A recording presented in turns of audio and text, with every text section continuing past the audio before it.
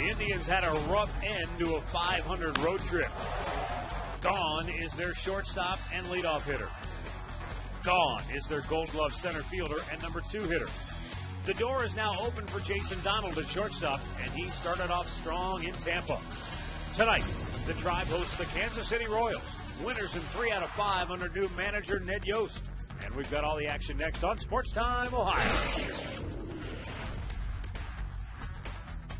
Good to be back home for the Cleveland Indians as they open the homestand tonight against the Kansas City Royals, the team they took 2 out of 3 just a week ago in Kansas City.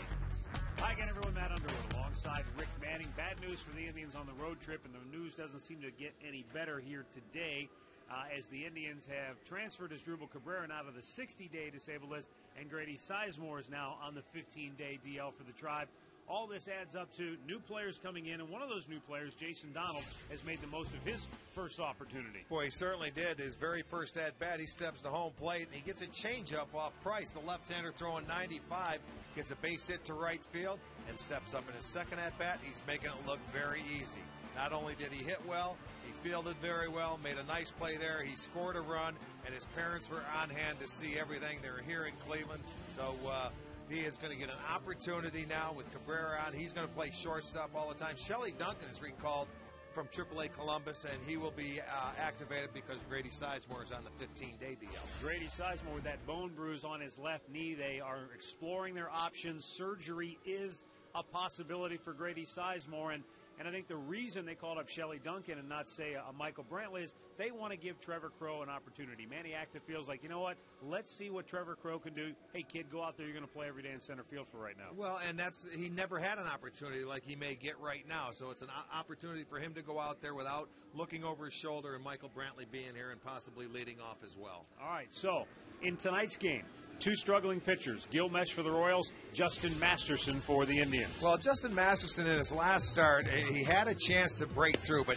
it seemed like every inning he had 2 runners aboard, and he had to fight his way to get through that start, and eventually they got him in the 6th. He's still looking for win number 1. It would be nice if they could give him a little run support. He has struggled in that department this year. But Gil Mesh, their big dollar pitcher, he hasn't won yet either with a 7-17. He's allowed a lot of base runners as well. Something's got to give here for these 2 starters tonight. And, of course, Kansas City, a new manager since we saw them last year. Old buddy Ned Yost now at the helm. Well, yeah, he's going to get an opportunity for the rest of the year. And, his last opportunity was in Milwaukee, and he's done very well so far to this point in KC. Rick and I are back with all the play-by-play action coming up next.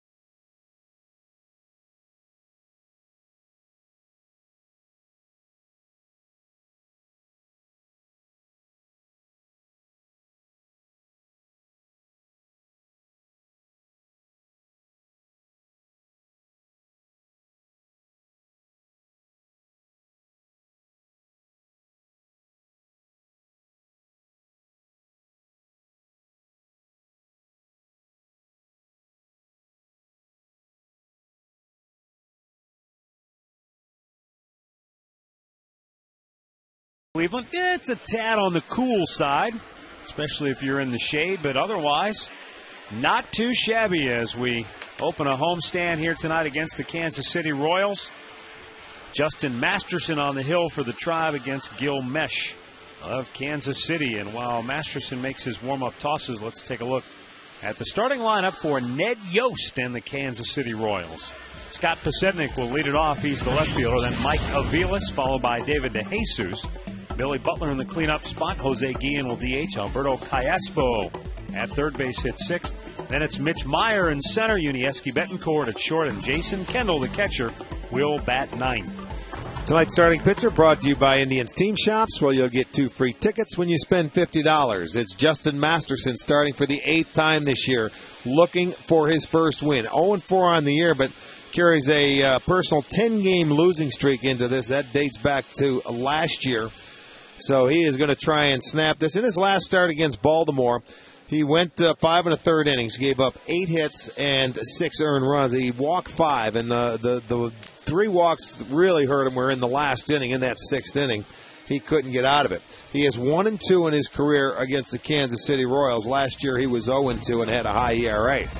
Take a look at the Home Depot doing more on defense. Indians defensive lineup. It's Kearns, Crow, and Chu in the outfield. Peralta, Donald, Grzelcyk, and Branyan on the infield with Lou Marson behind the plate. That's more savings, more doing. That's the power of Home Depot. Umpiring crew tonight, Field and Culbreth will call the balls and strikes. Marty Foster at first. Gary Cedarstrom at second, and Ed Hickox is down at third.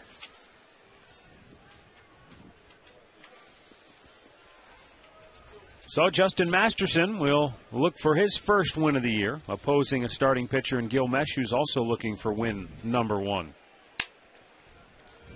And Ned Yost, now the manager in Kansas City. He was not the manager the last time the Indians played the Royals just a week ago on their last road trip. Right. As a matter of fact, they fired the manager the day we were leaving. Trey Hillman was actually told that he would be fired following the last game of that series, in which the Royals went out and won. Pasednik fouls it out of play down the left side, and then Ned Yost came in and took over. Yost previously managing in Milwaukee. He managed there in 2003, 4, 5, 6, 7, and 8. Pasednik a swing and a miss, and a quick strikeout for Justin Masterson.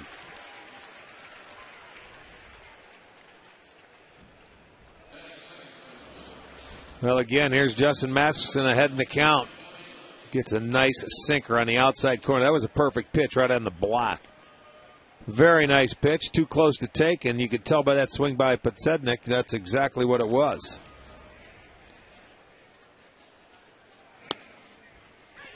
And a first pitch strike to Mike Aviles. Aviles batting .370. Covers 54 at bats. And he chops this one foul. It's quickly 0-2. Getting back to Ned Yost, though, here's a guy who worked no sudden miracles in Milwaukee. They lost 94 games in each of his first 2 years, but third year he had them back to 500. In year 5, they were an 83 win, and again, 83 wins the following season.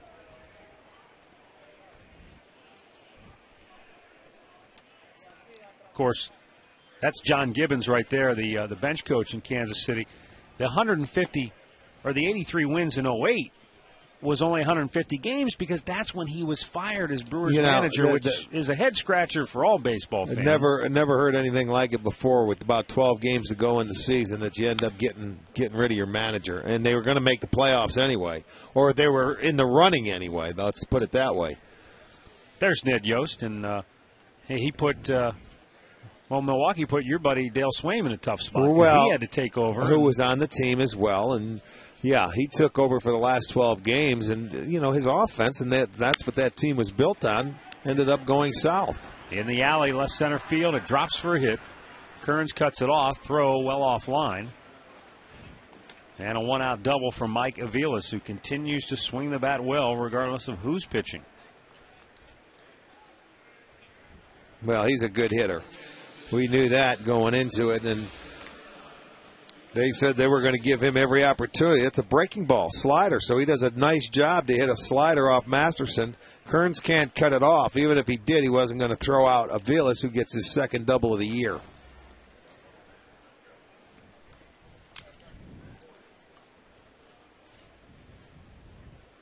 David DeJesus looks at a strike.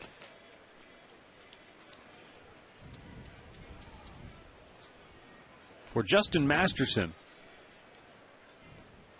the one thing that we have heard from Tim Belcher and Manny Acta is he has to be able to throw that same pitch multiple times with the same location. And repeat what we saw your delivery, right? in Baltimore was, that good slider to get to 2 strikes to Miguel Tejada, but then the next slider spun in the middle of the plate. And you looked at that last pitch to Aviles, it looked like, again, it backed up over the middle of the plate instead of having that hard down and away biting action. I just think it comes back with the repeating, time and time again what you have to do.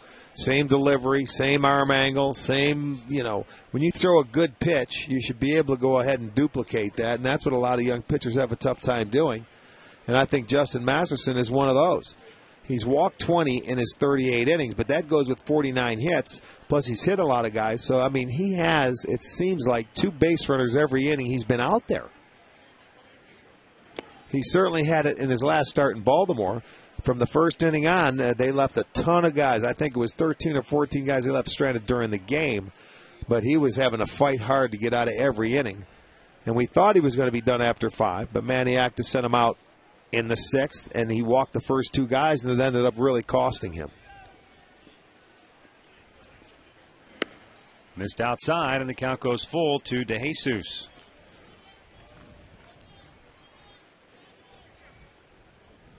In the first 5 innings of his last start,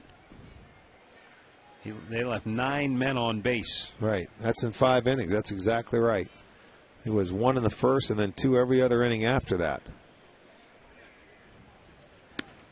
Ball 4. So the walk to DeJesus puts 2 on with 1 out for Billy Butler.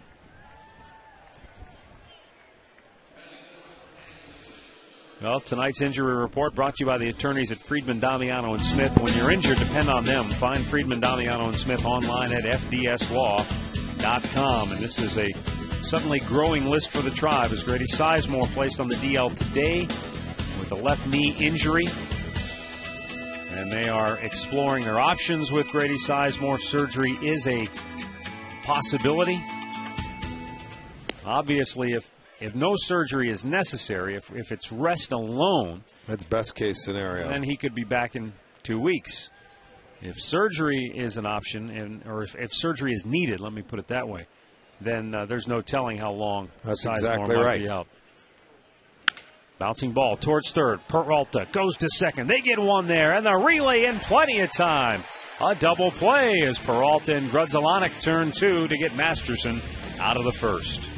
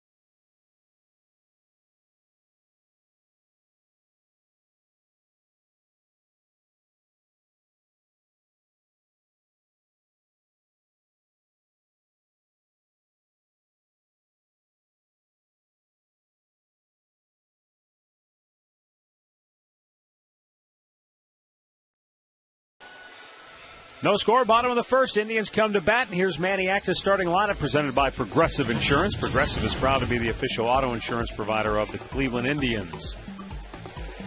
Trevor Crowe, Mark Grudzielanek, Shin-Soo Choo. Travis Hafner, Austin Kearns, and Russell Brennan. Johnny Peralta, the rookie Jason Donald, and Lou Marson batting ninth. Gilmash making the start, and he is making his 8th start this year. He has pitched much better in his last 2 starts, giving 4 runs up in his 14 innings. Last start against the White Sox, and that was the first start under the new manager, Ned Yost. He pitched a dandy 6 innings, 4 hits, and 1 run. He didn't get the win, but the team got the win.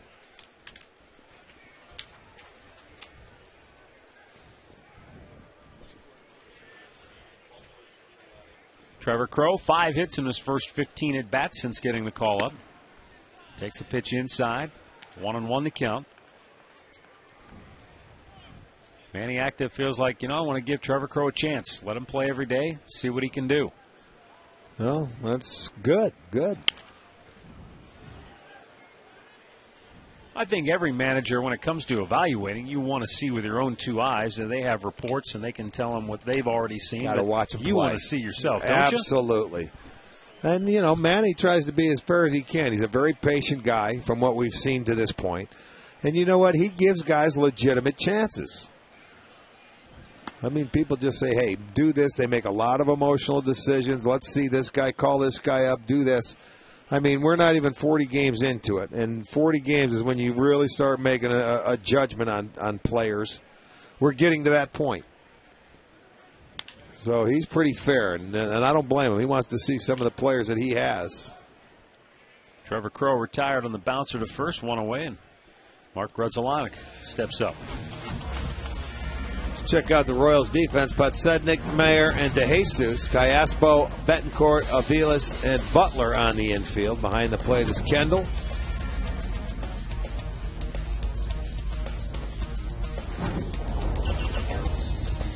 Mark Grudzielanek batting .291. No homers, 8 runs batted in.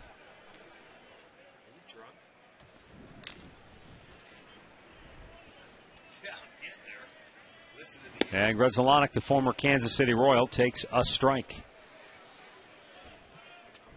Come off a long road trip, and, for some people, it takes them a little longer to get adjusted to being back at home than others. Well, you're exactly right. Must have had a busy day at the pool today.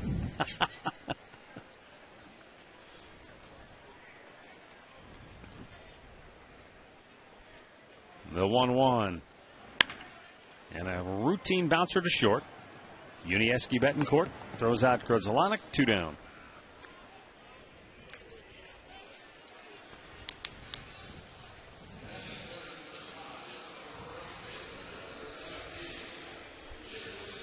Shin-Soo Choo, who has the 2nd best home batting average in the American League coming in. But again, the Indians have only played 14 games at home. I think they played the fewest in the league. It certainly seems like it. Remember 14, we looked at that yesterday. Yeah, it is. It's the fewest in the league. No question. So it's time to play catch-up. We have paid our dues out on the road. The Yankees are next best at 17. That's the fewest in all of baseball. Yeah. Looking even at the National League. Well, what you mean is Choo's been pretty good when he's been here. Out of the 14 games. Right.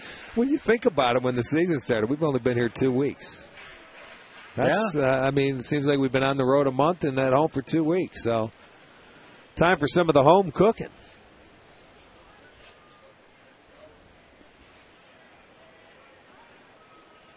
The 1-1 pitch is lined toward left field. And Podsednik makes a hip-high catch, and the Indians go 1-2-3. No score after 1 here in Cleveland.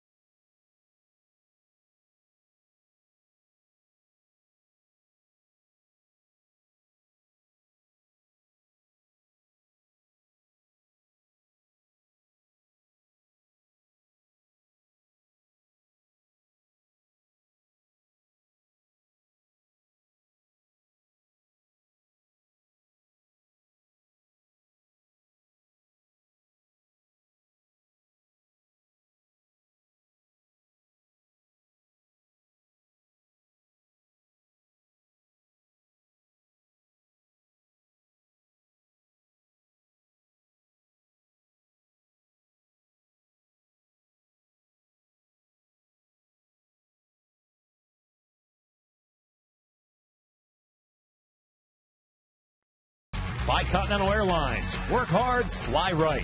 And by your Northern Ohio Toyota dealers.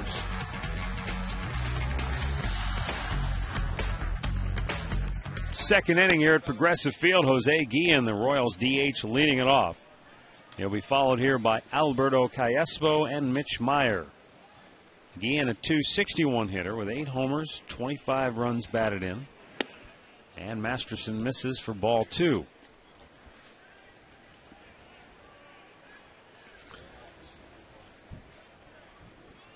Well, that's the one thing Ned Yost would like to do. I mean, as much as possible, is keep pretty much a set lineup. And it has changed since we were there. Butler was in the 3rd spot. Now you have DeJesus. You got Butler backing him up with Guillen in the number 5 hole. You know, they still have some injuries because Rick Ankiel, who is their center fielder normally, has been injured. So on all good thoughts, and then maybe by the weekend, he may be able to go out on a rehab assignment. Straighten him up, full count.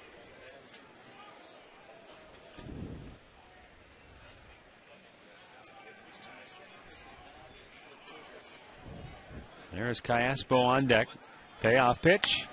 Chopper towards third. Goes foul in front of the bag. And he'll come back and try it again.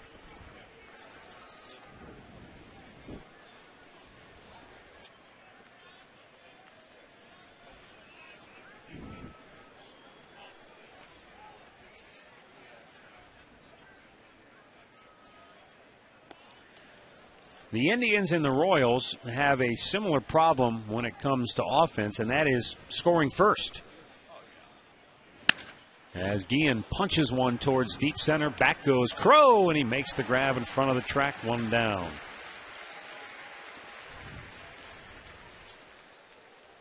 Time now for the AT&T trivia question. And let's have a look. The only player to win a batting title in 3 different decades. AT&T Rethink Possible.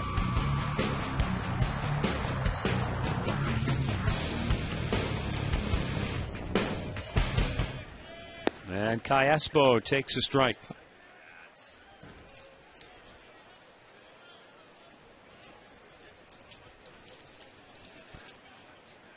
Now the 0-1.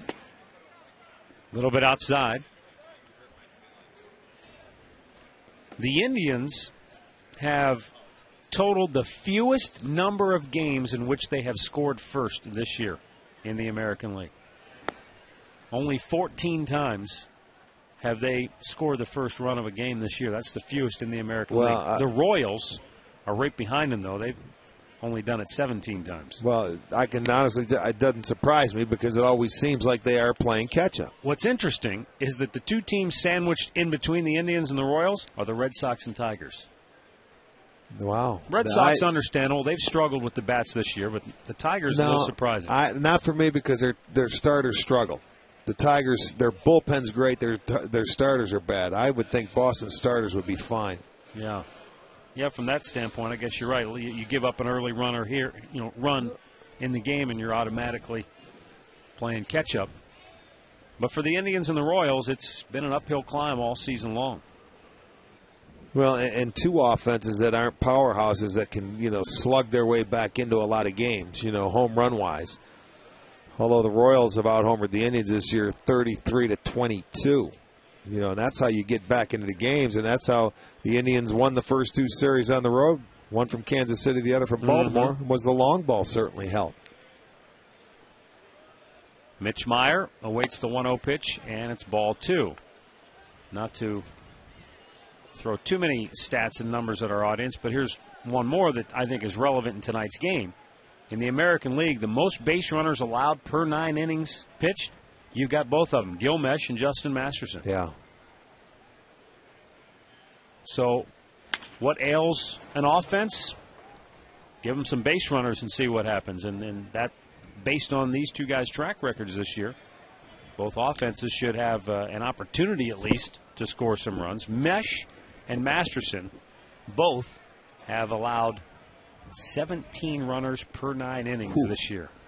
All right, that's just almost 2 per inning.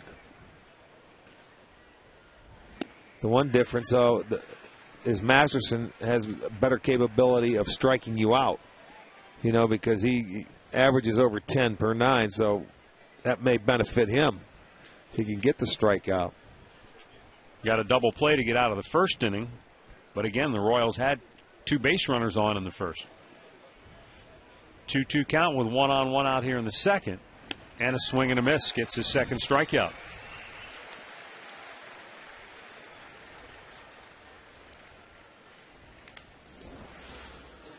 This is where the left-handers, we saw it happen a couple of times. That really tight, hard slider that he threw a couple of times in Baltimore, and Meyer helps him out, goes after that ball. It was in off the plate for a ball. Yuniesky Betancourt batting 8th tonight.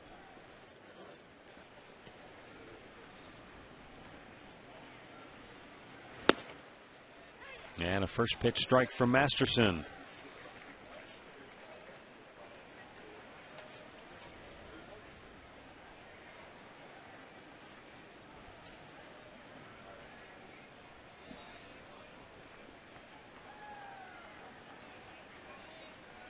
Runner goes, and the pitch is fouled by Betancourt. Callaspo retreats to first. It was Callaspo who delivered that big home run on getaway day in Kansas City after the Tribe had jumped out to the early lead against Zach Greinke.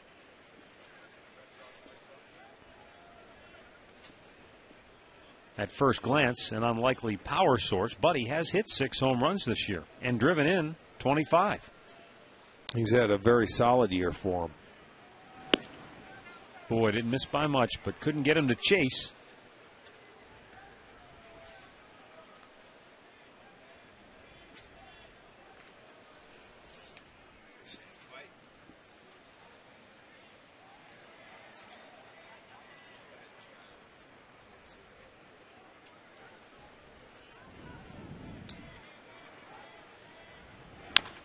Taps it foul, stays alive once again.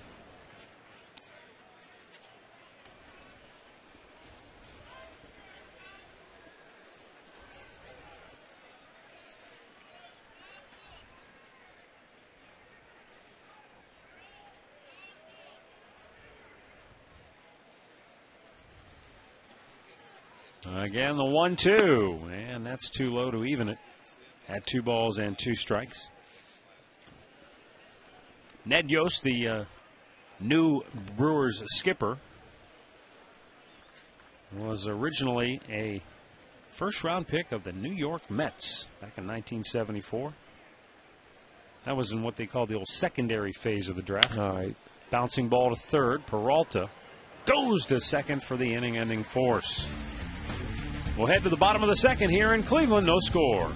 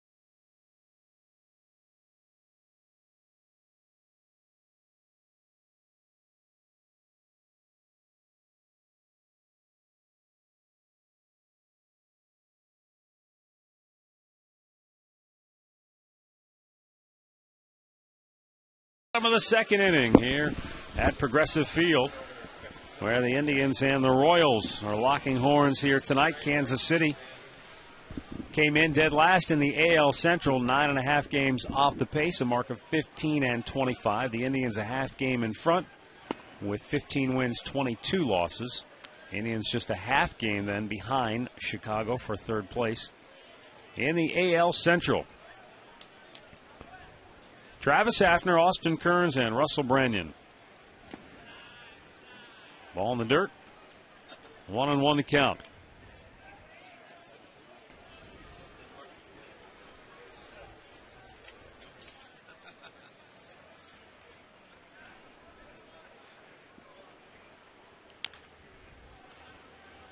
One ball and two strikes, the count here for Travis Hafner.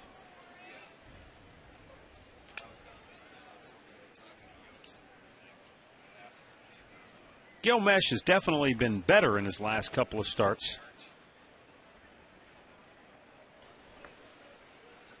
But he went through a stretch there where he was getting tattooed.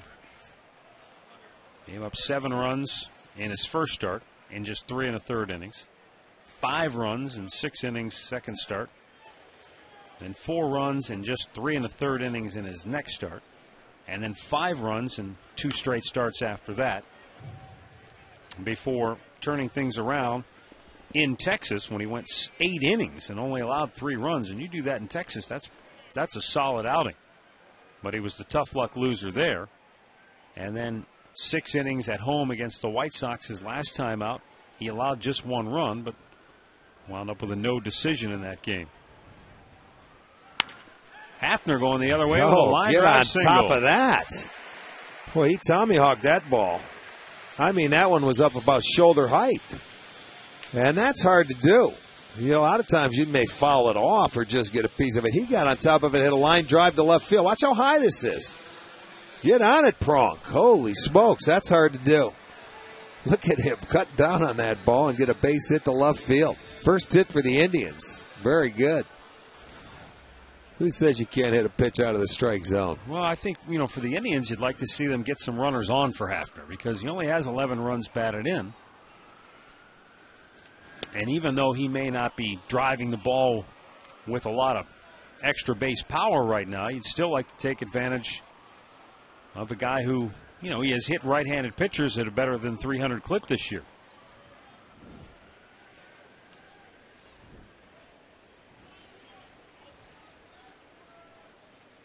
Oh, got him in the helmet, and Kearns says he's all right.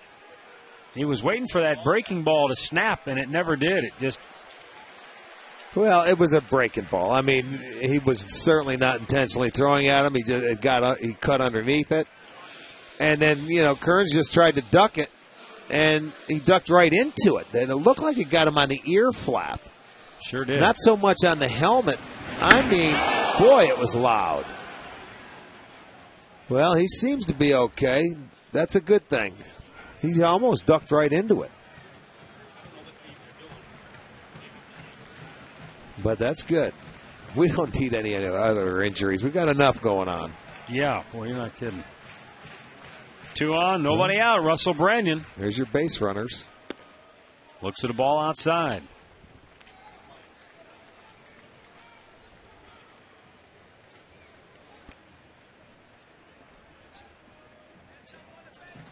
In his last 7 games, Russell Branyan has homered 4 times and driven in 7 runs.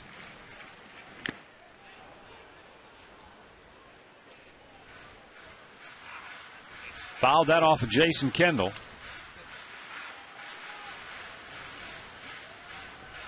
And Kendall, the Royals' backstop, has been a voice of support for Ned Yost in that Royals clubhouse.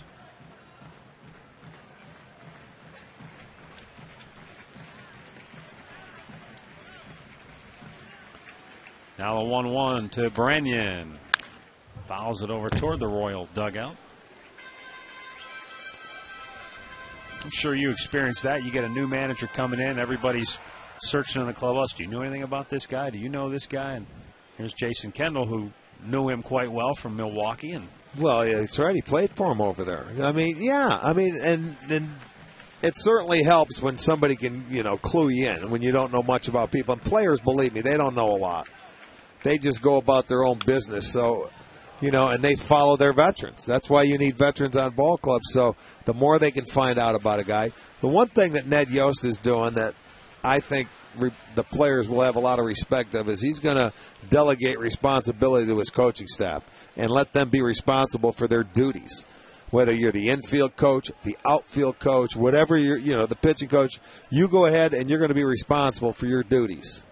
And players will respect that. But when it's all said and done, he'll have the final say.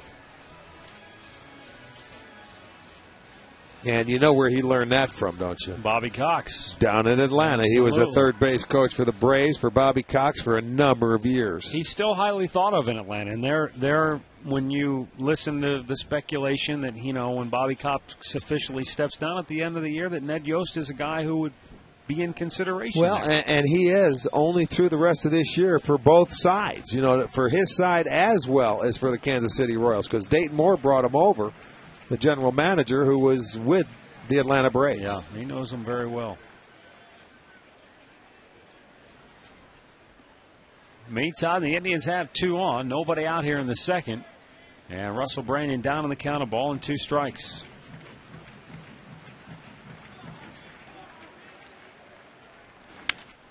Fouled over the drive dugout down the left side.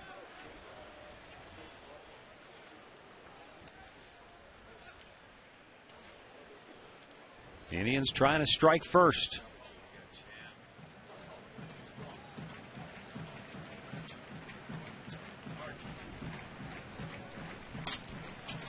Gil Mesh about to make his 25th pitch tonight. The 1-2 swung on and missed. He gets his first strikeout. 1 down here in the second inning.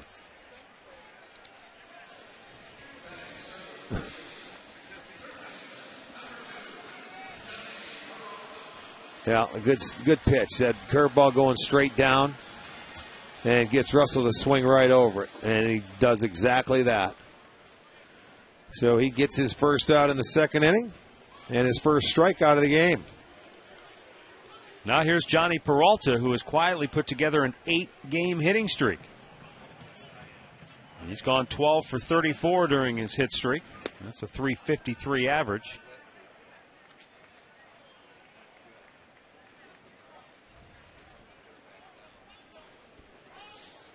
It's hard to believe when you think back that Johnny Peralta was hitting a .122 on April 21st.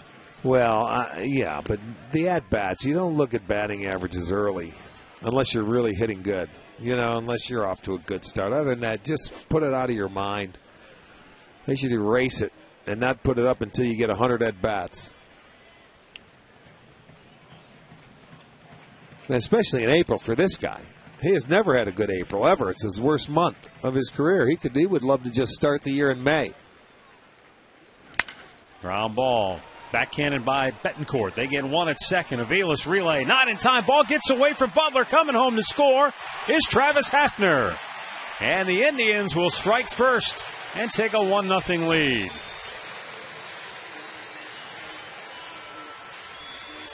I think the error will be charged to Aviles. Yeah. Although Butler looked like he had it knocked down, Rick, but it just rolled up his arm and he couldn't keep it in front of him.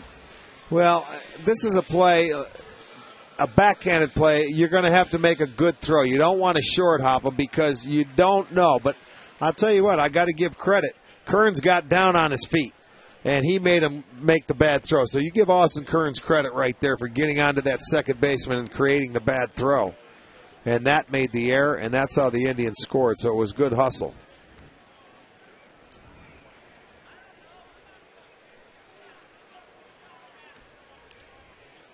Austin Kearns, and again, we're talking about a guy who we've watched play now for only 30-some-odd games here, but he does everything well.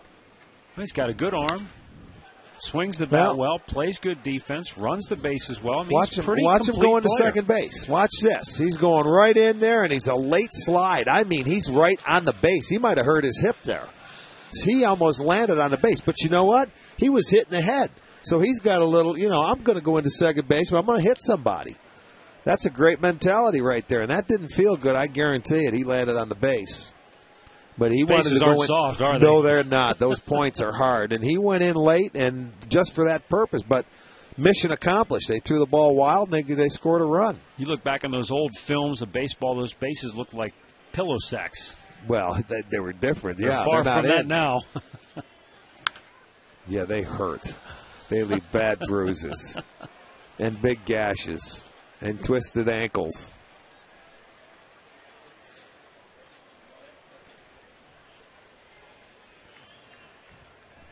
Jason Donald singled in his major league debut yesterday in Tampa.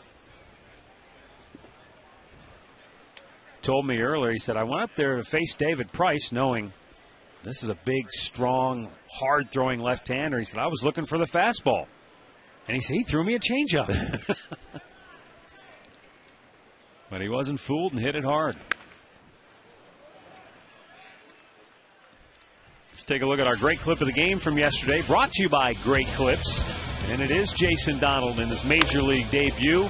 Relax, you're at Great Clips. Well, he throws a changeup, and you got to look for the 95, but he did a heck of a job taking that changeup the other way.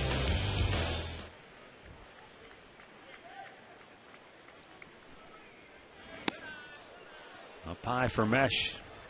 There's another curveball that almost ducked in and got a helmet. A couple years ago when Mesh first signed his deal in Kansas City, he had a good curveball. He pitched some great games against the Indians. As a matter of fact, this is the team that he has pitched most against in his career, has been the Indians. Foul down the right side, out of play into the seats. Made 4 starts last year, going 1-1, but pitched very well with a 296. And this is the 22nd time he has been on top of that hill against the Tribe.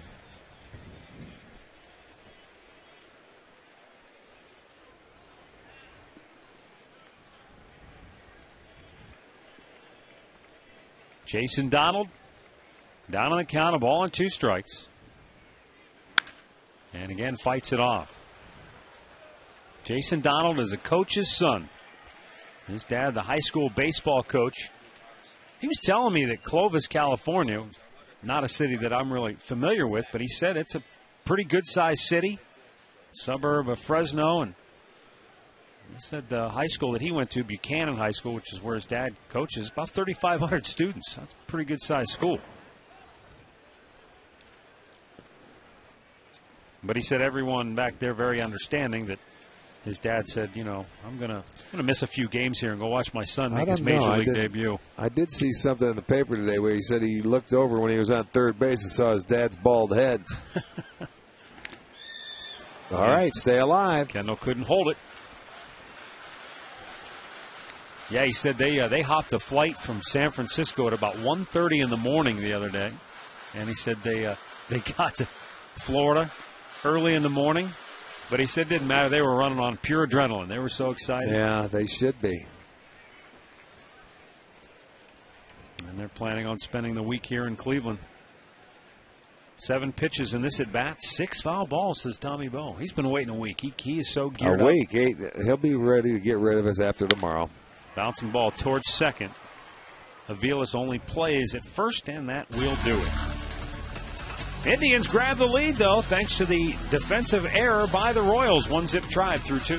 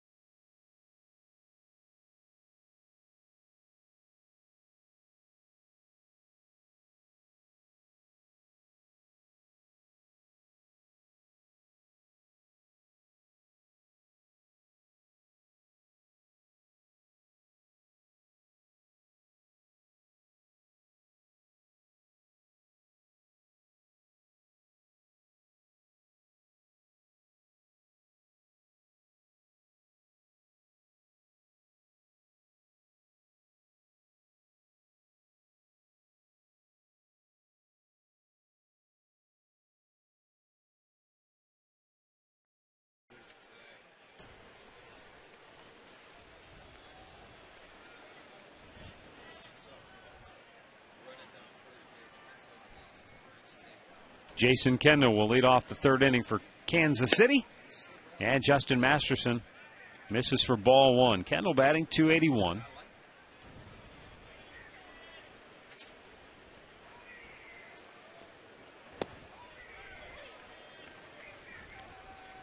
Kendall's an example of how in many professional sports, albeit basketball and football for sure, they're athletes. When they walk into a room, you know that this is a guy who does something extraordinary for a living because they're usually behemoths. They're gigantic people. Jason Kendall, if he walked by you or walked into a room, you wouldn't know what in the world he did for a living. If he was in street clothes, you're absolutely right. Yeah. And he's played 2,000 games. As a matter of fact, he caught his 2,000th game when we were in Kansas City last week. Of course, it's in the bloodlines. His dad, Fred Kendall, was a catcher, major league catcher for quite a while. Played with his dad here in Cleveland. Slowly hit to third. Peralta, bare hand, nope, couldn't come up with it. And Kendall aboard with what they call the old swing and bunt single.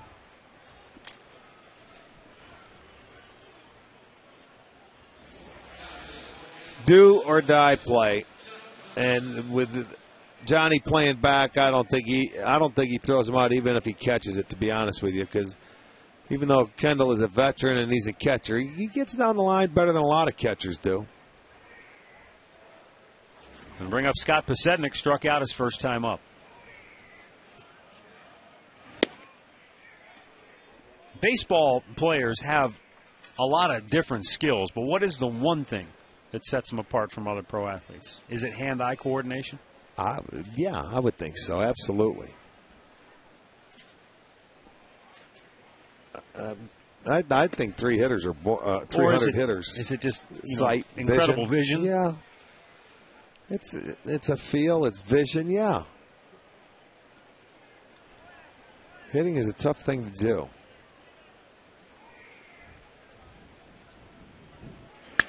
In the hole. 300 hitters are born, man. They're not made. Well, then there's the old theory that, we're all born with a certain amount of something. It's what you do with it. Some guys might have that ability, but do you really work hard enough at it to take advantage of it? Well, some guys are blessed with wheels, and they may be able to run a little bit, so that's where you have to work at a craft to bunt and to get on. Some guys can't run a lick. They got to flat-out hit. You know what I mean? So it's different. It's different for everybody. You have to find the way that's best for you. 2 more base runners. Royals had 2 on in the first. They've got 2 on here in the third. Double play ball short-circuited their rally in the first inning. Mike Aviles, though, doubled to left center his first time up. Check swing, and it's fair down the right field line. This will tie the game. Kendall coming home to score. In the third goes Pasednik. That's just flat-out good hitting. It's almost like he saw he was getting something away and just slapped it that way. Because Branyan over at first base was off the line. It's almost like he looked that way. Look, he bailed and checked his swing, and it stayed fair. Look at that. He tried to hold up. That's it. A check swing that... So you really can't call that good hitting. You've got to call that good fortune. You know what? No, I saw him moving. It is. That's luck right there. And you need a little bit of that. Well, yes. After that swing. Are you kidding me? You can get a hit? He's carrying a horseshoe in his back pocket. And it's pointing upwards. So, yeah. Well, they're on the board. 3 straight hits now for Kansas City.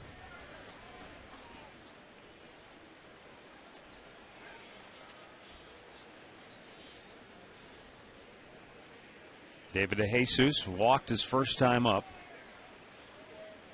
And he swings and misses over the top.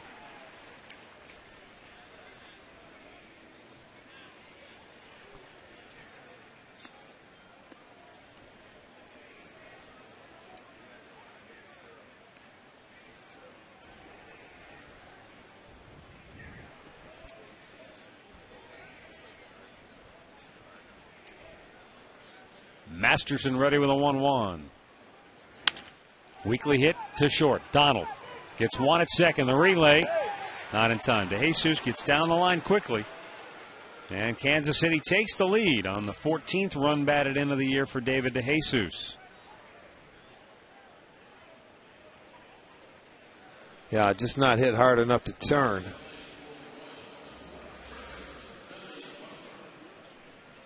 You know, also, if it was a right-hander, maybe. But coming out of the left side of the box, I don't think so. You can see he gets in there and he's on the base. So that one step. If he was a right-handed hitter, they might have turned it. Billy Butler grounded into a double play that ended the first inning. Hits here with 2 down and a runner at first. And Kansas City on top now, 2-1. Hey, tonight after the game, join Chuck Galletti for Chuck's Last Call. He follows the Conrad's Tire Express and Total Car Care post-game show. He'll take your calls and emails. Tonight after the game only on STO. We also want to send along a get well shout out to our good pal Brian McDermott, who's back home recuperating. That's right. So McD, we hope to see you back here soon. Hope you're feeling good and get back as soon as possible. We miss you. We got Carrie up here, for goodness sakes. Although I'm sure McD's going to milk all that treatment he's getting from Carol for as long as he can. Yeah, she's not helping him out. Filling in admirably. Gary Cams, ladies and gentlemen. Take a bow. There he is. There he is. Normally, there you go. Love your shoes. At least he's wearing them. That's right. Brian doesn't. There's a called strike, 2-1 to count.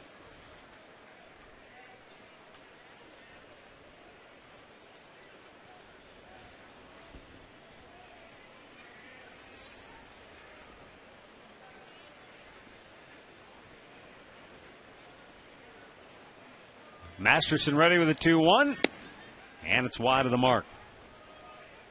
Also want to take time to send out happy 38th wedding anniversary wishes to Linda and Paul Blanchett in North Ridgeville, Ohio. Celebrating Congratulations. their 38th anniversary. Yes, indeed.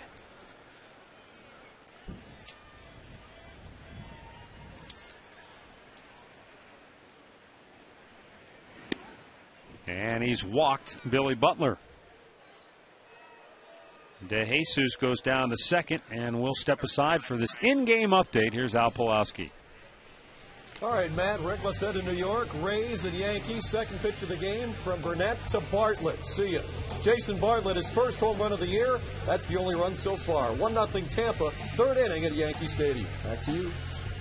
Battle for the top spot there in the AL East, although the Rays went in with a 3-game lead, and it's only a 2-game series. Tampa's won 4 straight.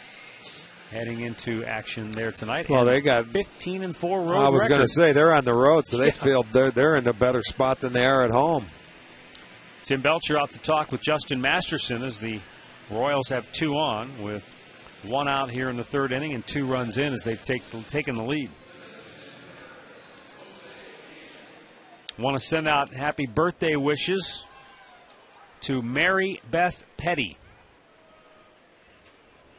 She celebrated her 88th birthday yesterday.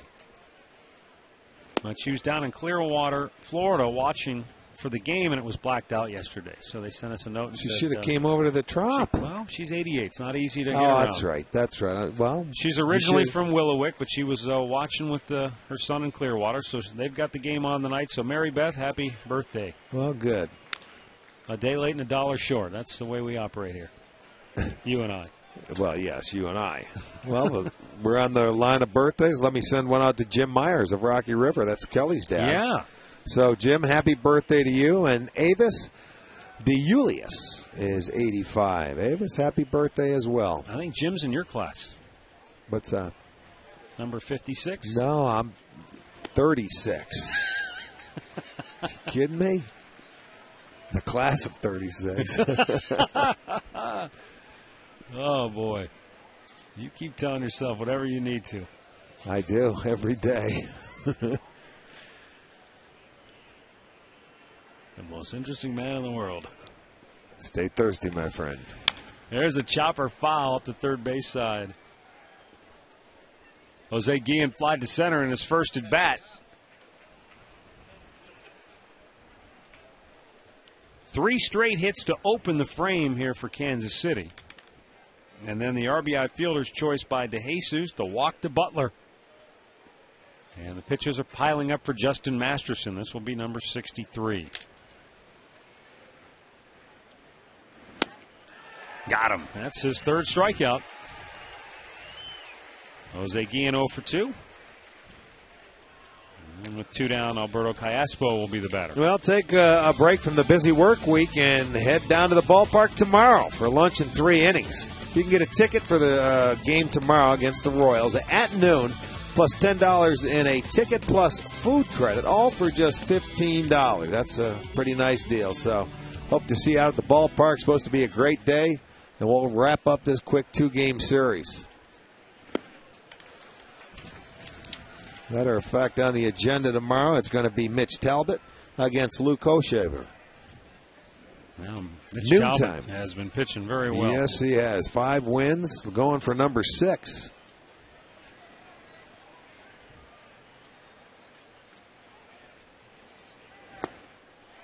Quickly 0-2 the count on Callaspo. And already the 25th pitch here in the 3rd inning for Masterson.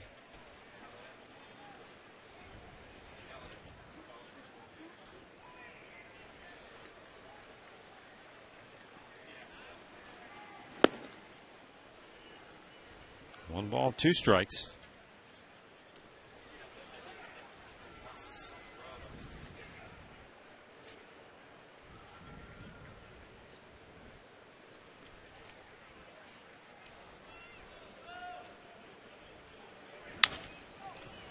Big chopper to first. Brandon will just take it himself, and the inning is over. But Kansas City gets a pair of runs, and we'll go to the bottom of the 3rd.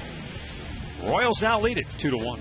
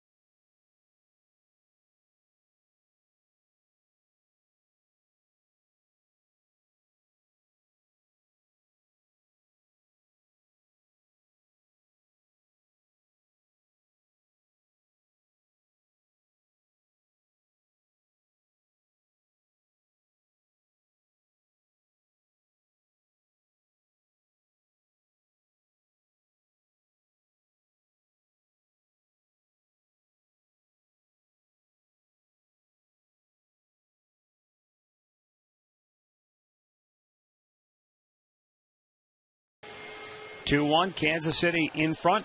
Bottom of the 3rd inning. It'll be Lou Marson, Trevor Crow, and Mark Grudzelanek.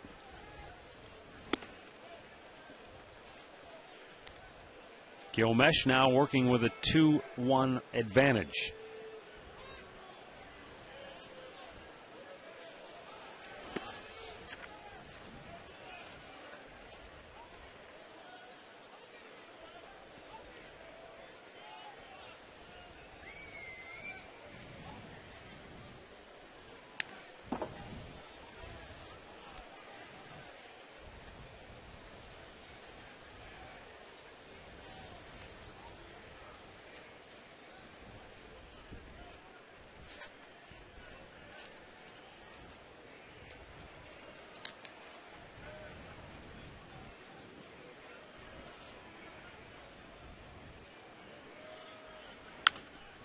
fouled on a play, and that evens the count at 2 balls and 2 strikes. And while Justin Masterson did have a brief 1-0 lead, scoring is not something the Indians have done much of when he has pitched this year. That is so true. In his last 6 starts, they've scored a total of 13 runs. Not good. Run support is, and that's all part of it.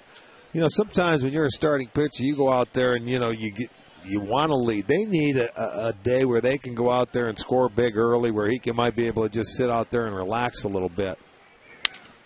Lined up the middle. And on one hop, it gets past Mike Aviles.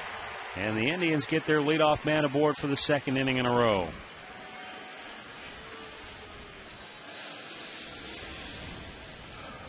Well, there's a pitch he actually hit a pretty good breaking ball where he kept his hands back. And that glove, you see the glove fly off the hand of Aviles? Watch this. That ball. The good thing it didn't break his wrist. Didn't look like it felt real good. No, because it went down the toe of the end of the glove. The fingers caught on the grass and it just turned it over. See, he's got that little extra wrist support.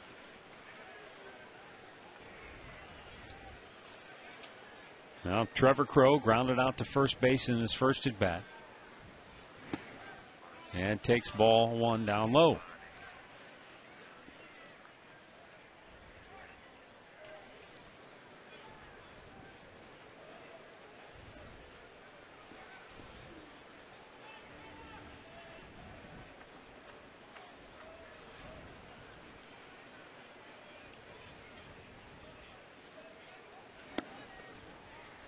Crowe pulled the bat back, and the count is 2-0. Don't know if he was seriously looking to bunt there or just trying to draw the infield in a little bit.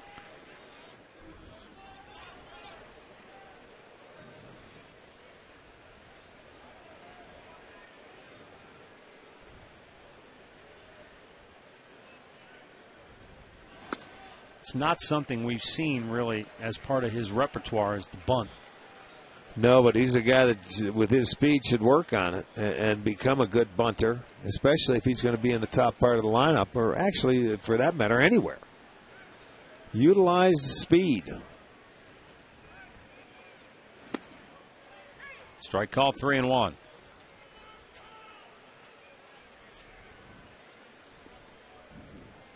Callaspo about a step or so in front of the bag at third, just right there at the cut of the grass. Doesn't seem real convinced that Crowe is going to bunt. No. You could start him here.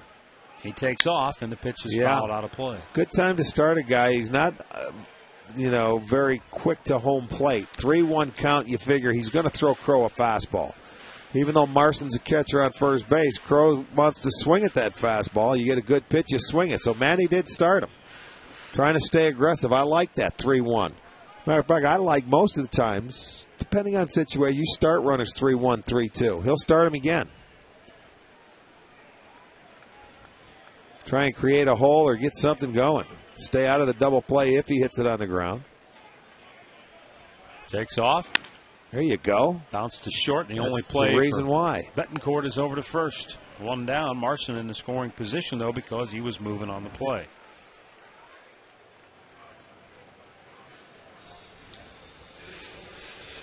And that'll bring up Mark Grudzielanek, who grounded out to short his first time up.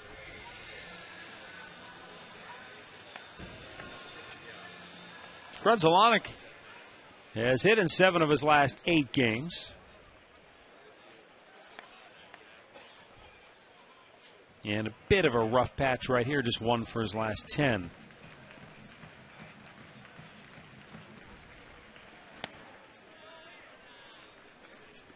And Grudzielanek has seen the bulk of the playing time with Luis Valbuena struggling. Valbuena played 1 game in that Tampa series. For the last road trip, though, just 1 for 10 at the plate for Valbuena.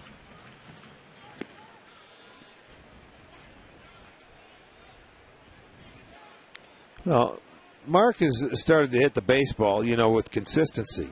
And, he's played solid defense.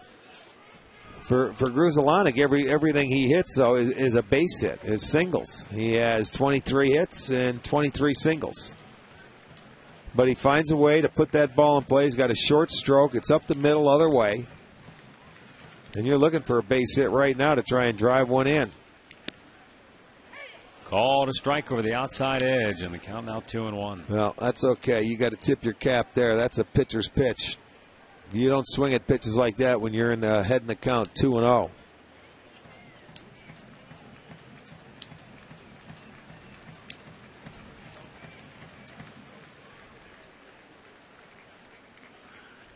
Radzalonic pops it in the air, right field. Back goes to Jesus. Still going back, and he pulls it down. Just onto the warning track deep in the right field corner. That moves Marson over to third, but now there are 2 down. Well, tomorrow afternoon, Giant Eagle Advantage Card Day. When you come to the ballpark, present your Giant Eagle card, and at the field box office or any Indians team shop, you'll receive up to 4 lower reserve or upper box tickets at half price.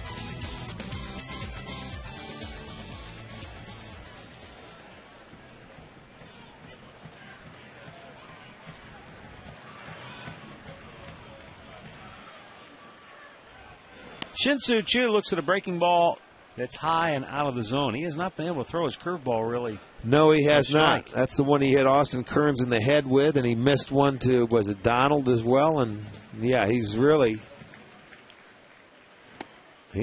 with it, though. But that's what a veteran catcher will do. Let's continue to work it because he knows he's going to need that pitch to get through that lineup the second and third time.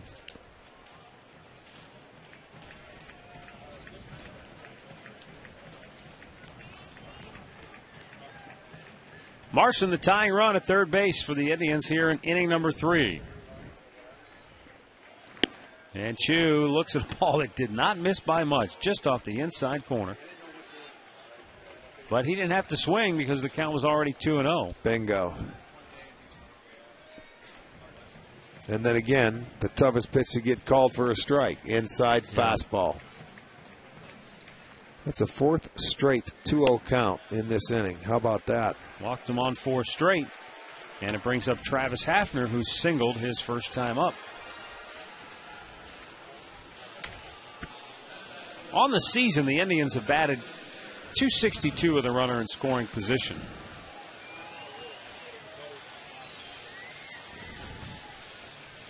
It's not great. No, but you know what? No, they haven't gotten. They started off so poorly with that situation. The only hit they were getting early in the year was the 2-out base hit, which is the toughest one to get. Yeah.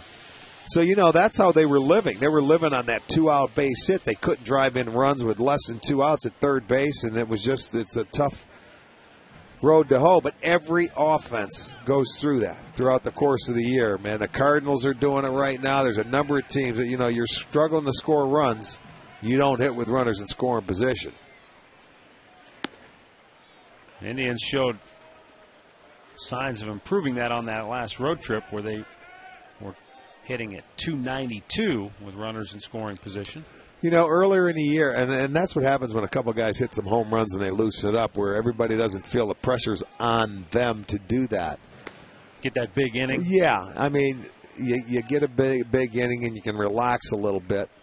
But you have to, when nobody's doing it, or let's say they're not hitting home runs, you've got to just go ahead and be patient. If you walk, take your walk and move on and let somebody else do it. Trust that the next guy is going to do it, or believe that the next guy is going to do it. Hafner takes a strike there to 1-1 the count. And that's the one good thing you say about a set lineup. They're in there every night. They're working with each other. You're talking about it. You may not do it all the time, but more times than not, when you're playing every day together, it'll come through. You get a better feel for who's in front of you, who's behind you, what their capabilities are. Exactly. You start picking each other up. You move the runner for one guy and you get him in, and the next day somebody will move it for you and you get him in, and you start living off of that. That's how a team is made throughout the course of the year. And that's what you call playing together and growing up together. Well, this team hasn't played together. A lot of moving parts. A lot.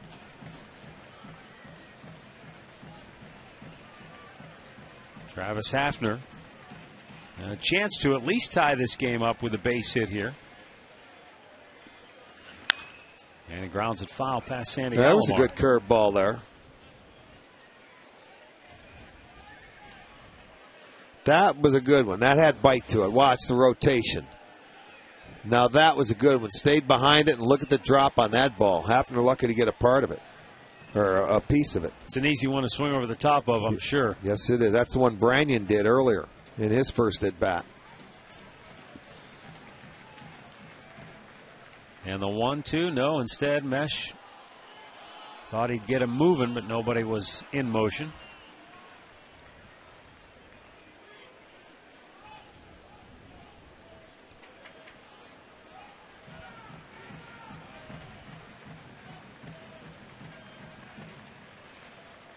And the 1-2 runner at first took off Chu, but it's fouled out of play. Half's fouled off a couple of good pitches. He reared back and threw about a 95-mile-an-hour fastball right there.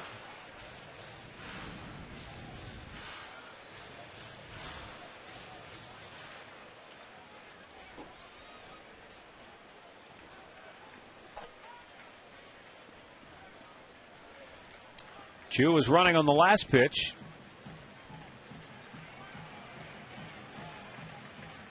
He's taken off again. It's down low. No throw from Kendall.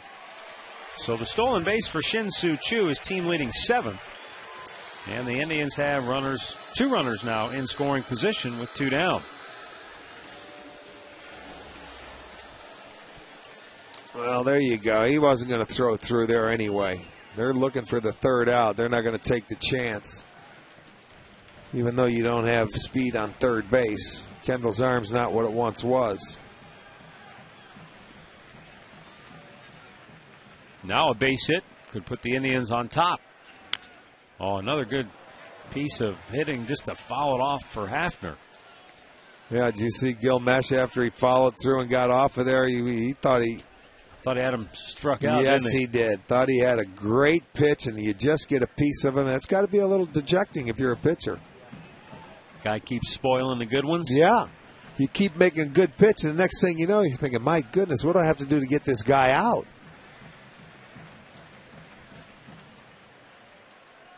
And the 2-2. Another good curveball. And tried one in, tried one away. He tried the fastball. Look at him. I'll tell you what, it's wearing on him because Hafner's putting up a great at-bat. Look at that one away. You pull off on that pitch, and you're swinging right through it. What is this telling you about the at-bat Hafner's having? That he's seeing the ball well? Yeah, he's seeing the ball very well. If you can follow up that fastball mid-90s and still get able to stay back enough to foul off the breaking ball. He's had 14 pitches in his first 2 at-bats. Now, that's pretty much seeing the ball very well and knowing exactly what he's throwing. In his first at-bat, he hit a pitch that was up around his shoulders. Tomahawked it to left field. He's trying the same thing again. Hafner's starting to lock in.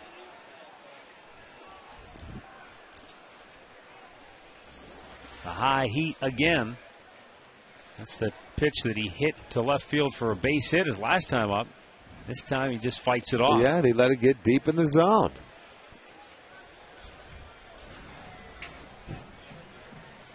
Second and third for the Tribe. 2 down. Bottom of the 3rd inning. Down 2-1. 2-2 pitch. And again he goes the other way, but the big hop into the glove of Callaspo, and he throws him out.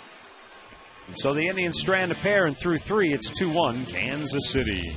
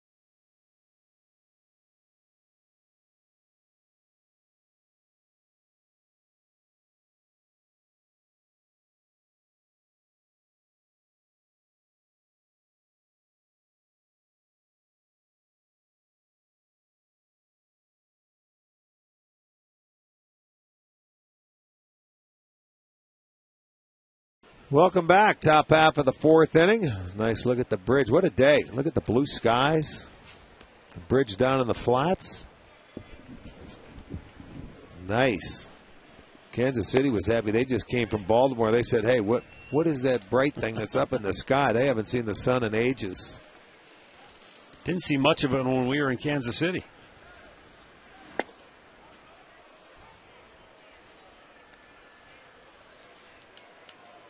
Mitch Meyer, Yuniesky Betancourt, Jason Kendall for the Royals here in the fourth. They lead it 2-1. Little dribbler going to go foul. Justin Masterson, 17-pitch first inning, got out of it with a double play ball. 23 pitches in the second inning. And then 3 straight hits to open the third, a 27-pitch inning, in which Kansas City scored their 2 runs. 9 Royals hitters so far tonight have seen 5 pitches or more. The 2-2. Sliced foul. That's over the top of the dugout, ricocheting around.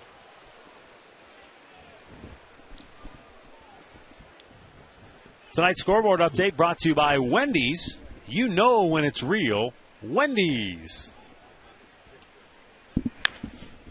Bouncer foul over by first.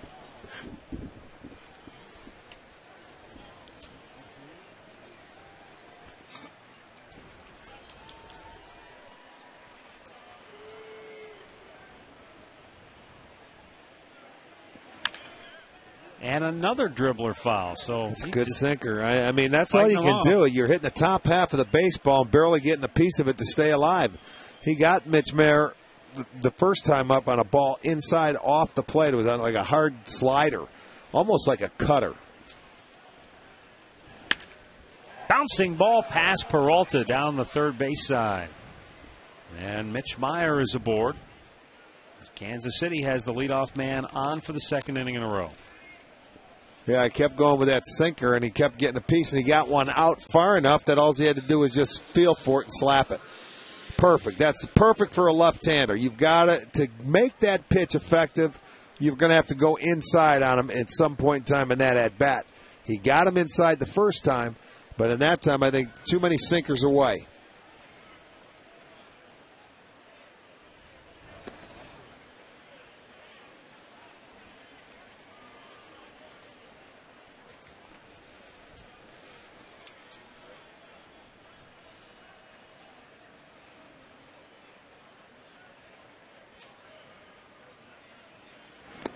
In the dirt, good block by Lou Marson. Betancourt had, at least momentarily, flashed a bunt.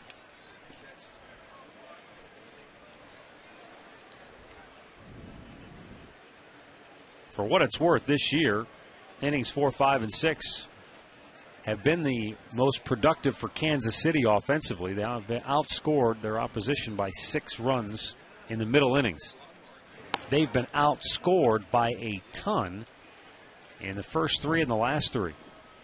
They've been outscored in innings 1, 2, and 3 for the year by 23. They've been outscored from 7, 8, and 9 by 28 runs. But in the middle innings, they've held their own and, for the most part, come out on top.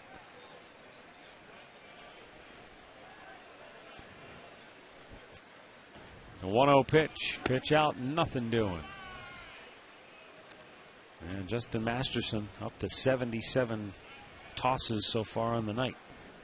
Well, they guessed that they would start the runner, figuring Betancourt had the situation. You know, if you want to send them many times, they're never going to pitch out twice in a row, so you can start him now. If you feel he's going to throw him a strike he could hit on the ground.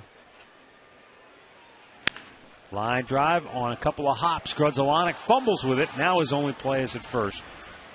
And they get the sure out. Mitch Meyer in the scoring position with 1 out.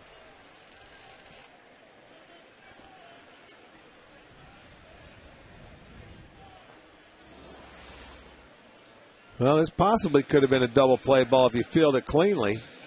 But after that little bobble, you go for 1 out. So a runner does get in scoring position. But there you see, you don't make a mistake and try and rush and try and get the lead runner. When something happens like that, you just keep your composure and get one out.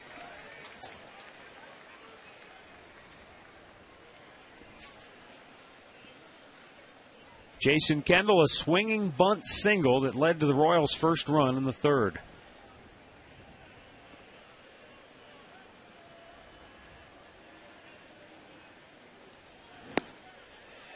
Good fastball from Justin there to make it 0-2.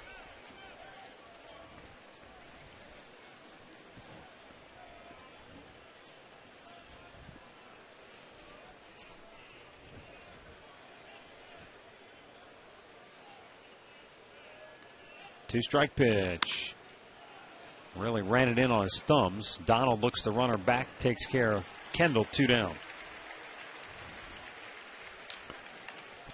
Time now for our Subway Fresh Face of the game. Subway, play hard, eat fresh. Right-hander Alex White, former top pick in North Carolina. 6 innings, only allowed 1 run, punched out a half dozen.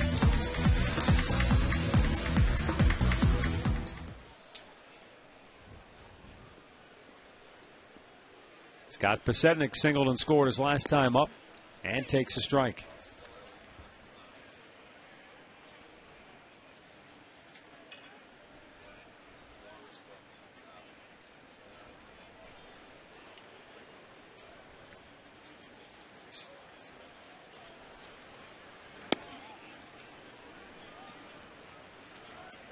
One ball, 1 strike to count on Scott Pasetnik, the Royals' leadoff man. Good speed.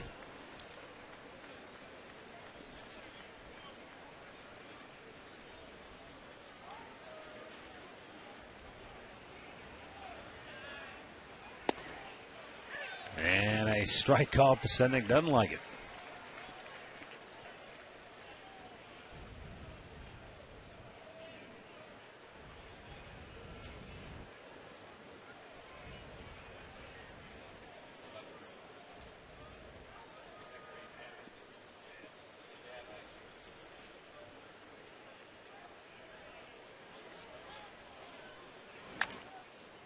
Bounced that in front of the plate, came up, hit him while he was still in the box. So Pasetnik with a 1-ball, 2-strike count with a runner at second base and 2 down here in the 4th inning. Kansas City leading it 2-1.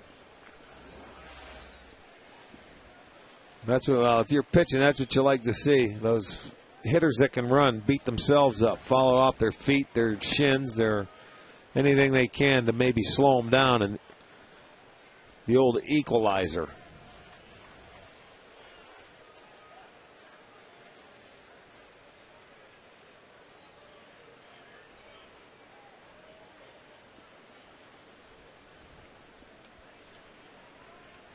Now Masterson's 2-2, and it's shot back to the screen by Pasetnik.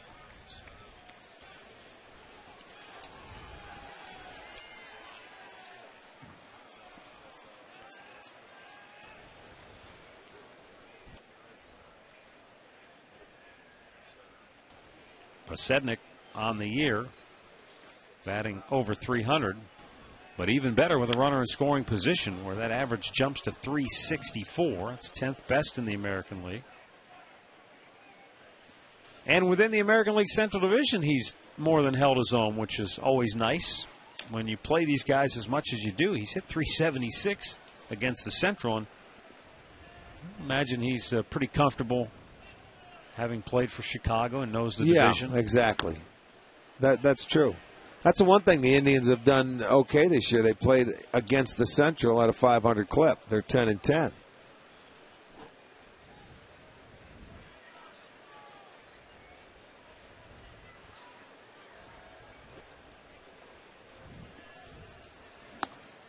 Too high, and it draws a walk. So a lot of pitches. Already up to 90 now for Masterson.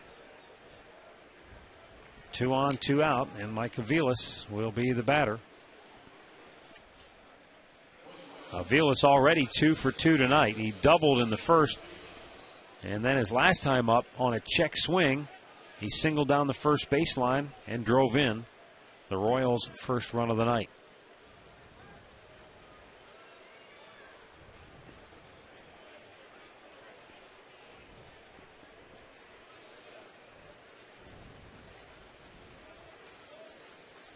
Aviles was called up on May 3rd from AAA Omaha.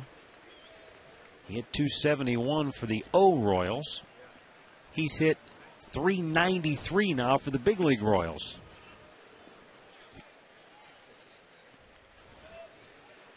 And again, we talked about this in Kansas City. He's less than a year removed from Tommy John surgery. He had that surgery on his right elbow last June. No, it hasn't stopped him from swinging the bat. And a hard ground ball. Diving stop by Donald. Long throw. Got him.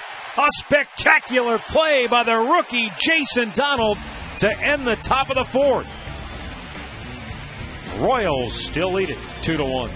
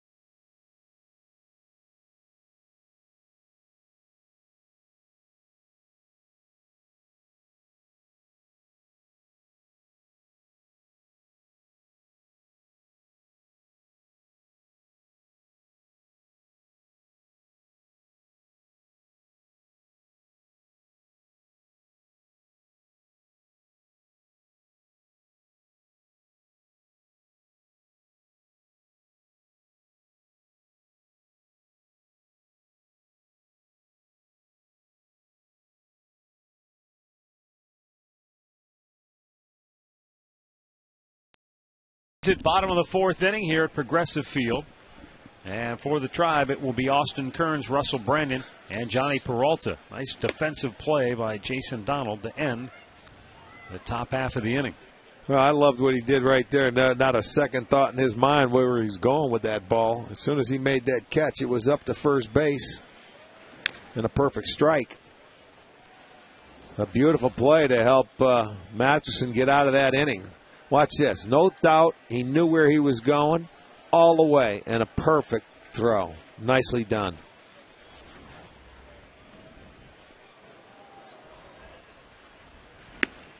Now, when you explain that to the audience, and no hesitation, that's predetermined. When you're out there in the field, you said, the ball comes to me, I'm going to first with it. He knows what he's going to do with it, on that play. And he knows if it's going that way, if he's going to I mean, everything is going through your mind before the ball is even hit to you.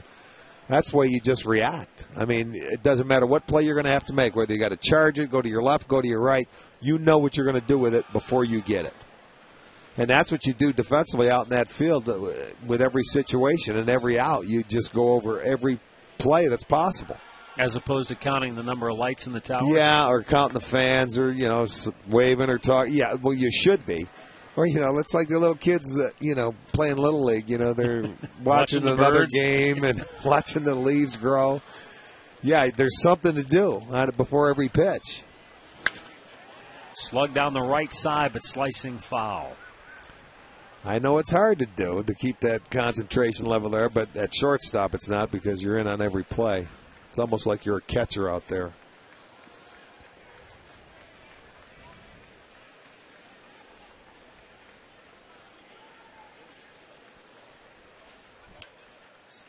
The 2-2. And it's a full count now.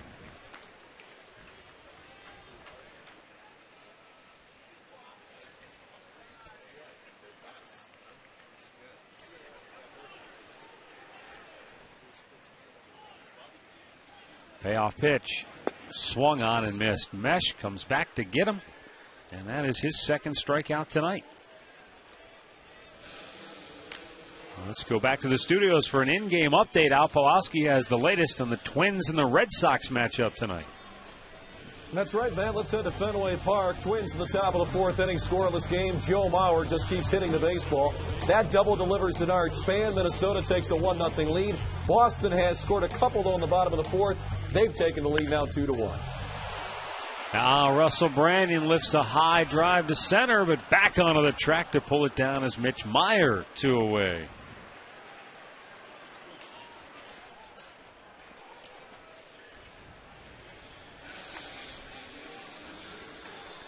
Hey, fans, don't forget, every time the Indians homer this year, we help to raise money for the Gathering Place, thanks to our friends at Great Clips, who are donating $50 per dinger, and Rick and I are each throwing in $5 per homer out of our own pocket, and so far we've raised over $1,300 from Indians homers this year for the Gathering Place. You can log on to touchedbycancer.org to make a donation yourself or to simply learn more about the Gathering Place. They help individuals and family members who are fighting cancer, and they do that from 2 locations, one in Beechwood, one in Westlake, with all sorts of services and programs free of charge. 2 down for Johnny Peralta.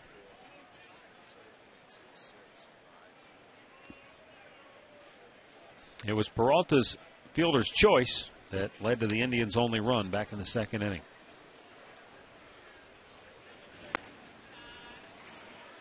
Fastball in tight, 2-1.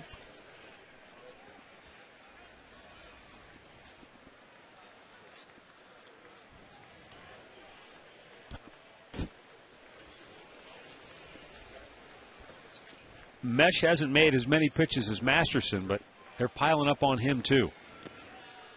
His next pitch will be number 80 on the night.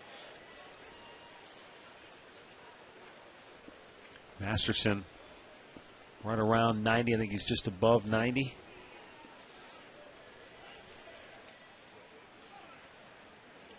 The 3-1. And he walked him. So 80 pitches into the ball game for Gil Mesh, and the Indians have a 2-out base runner. They had a 2-out base runner, a pair of 2-out base runners in the third inning, but could not cash in. Well, we knew it coming in. These guys average about, opportunities will be there. It's just a matter of getting a key hit here and there, and actually nobody's been able to do that just yet.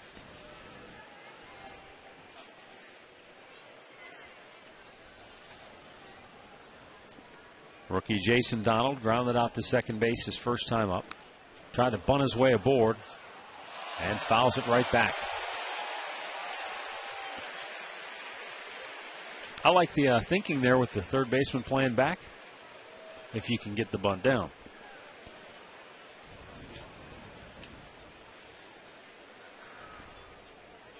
Well, he's just thinking of getting on base and keeping the inning going, I think, is what his thought process is.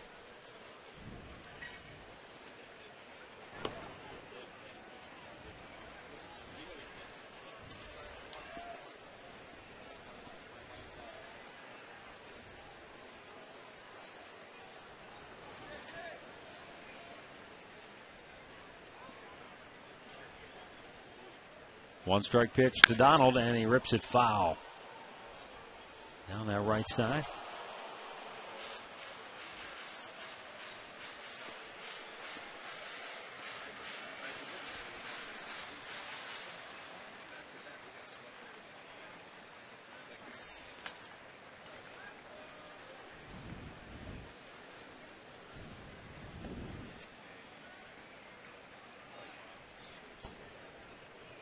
Mesh with the 2-strike pitch and a little tapper up the third base side.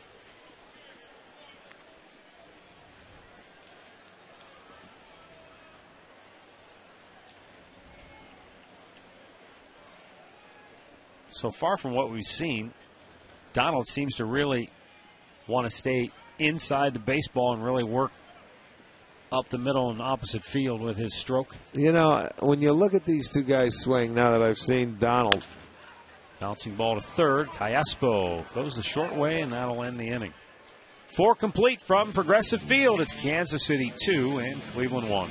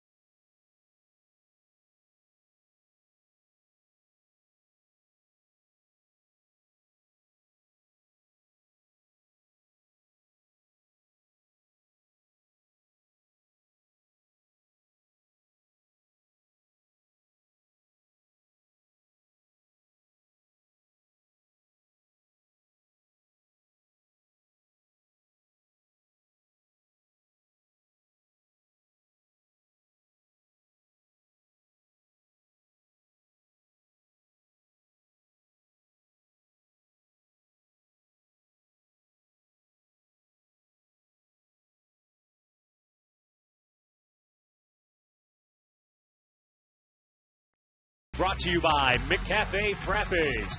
Caramel or mocha blended with a hint of coffee and ice. McDonald's, I'm loving it. By KeyBank. Stop in and start a conversation and unlock your possibilities. And by Panini's. Visit PaninisGrill.com for a list of new locations.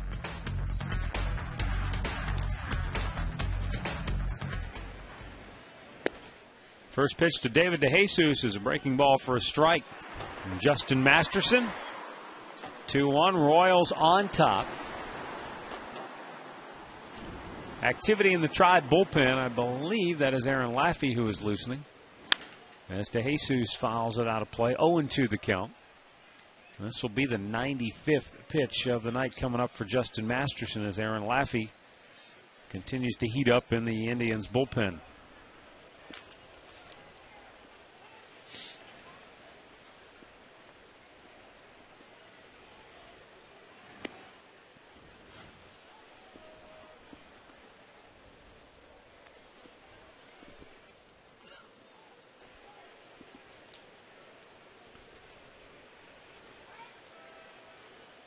Now the 1-2. Oh, boy. Pretty good-looking pitch.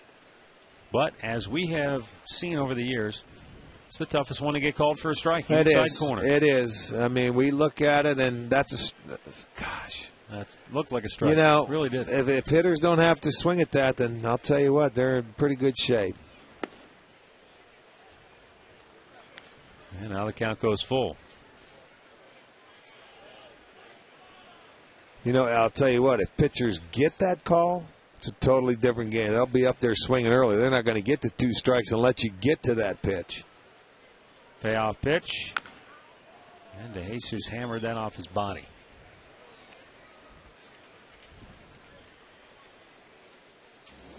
You know, anytime you get a pitch that close and you have 2 strikes, you have to swing. But to see what happens, look at, he's already saying ouch. As soon as that bat, look at, ooh. Right off the top part of the leg. How many times have we seen guys do that recently where they foul them off knees, really high up on their leg? One of these years, we're going to keep track. We all, we should. Just for our own enjoyment, if nothing else, amusement. Well, it's not amusement because it's pain for those guys. 3-2. Bouncer to second base, and this is Grudzelanek. And that's 1 out. How about our GMC 5-star league leaders, brought to you by the GMC Sierra. Never send a truck to do a Sierra's job. Masterson averaging better than 10 strikeouts per 9 innings.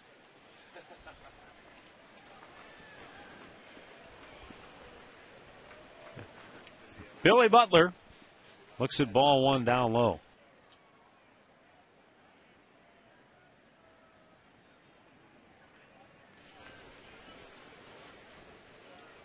Swung on and missed.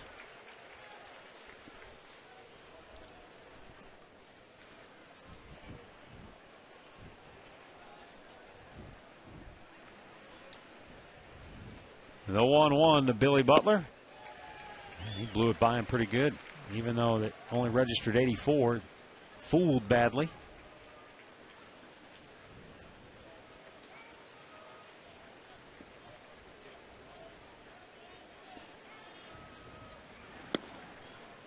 Same pitch that time. Butler wouldn't chase after it. And the count evens at 2-2.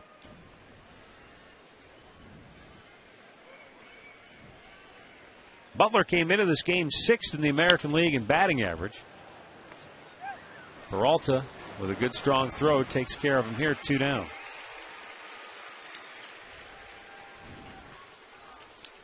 Let's have a look at our Miller Taste Greatness moment. How about Jason Donald with that defensive effort? Good diving stop and a good strong throw to end the inning. That's our Miller Taste Greatness moment.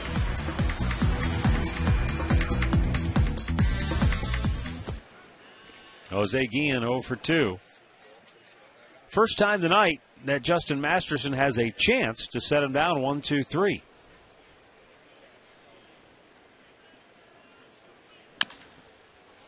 Going to be a tough play. Off balance throw, got him. Nicely done by Grudzielanek. And for the first time this evening, the Kansas City Royals are retired in order 1, 2, and 3.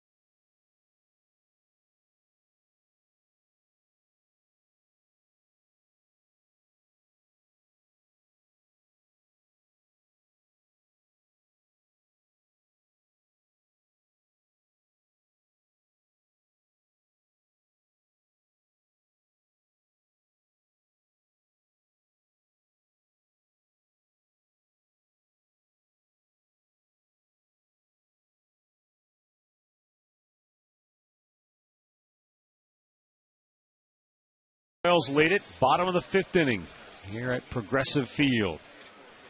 Lou Marson, Trevor Crowe, and Mark Grudzielanek for the Indians. Gil Mesh, his 85th pitch of the night, misses down low for ball 1. Marson with a base hit his first time up.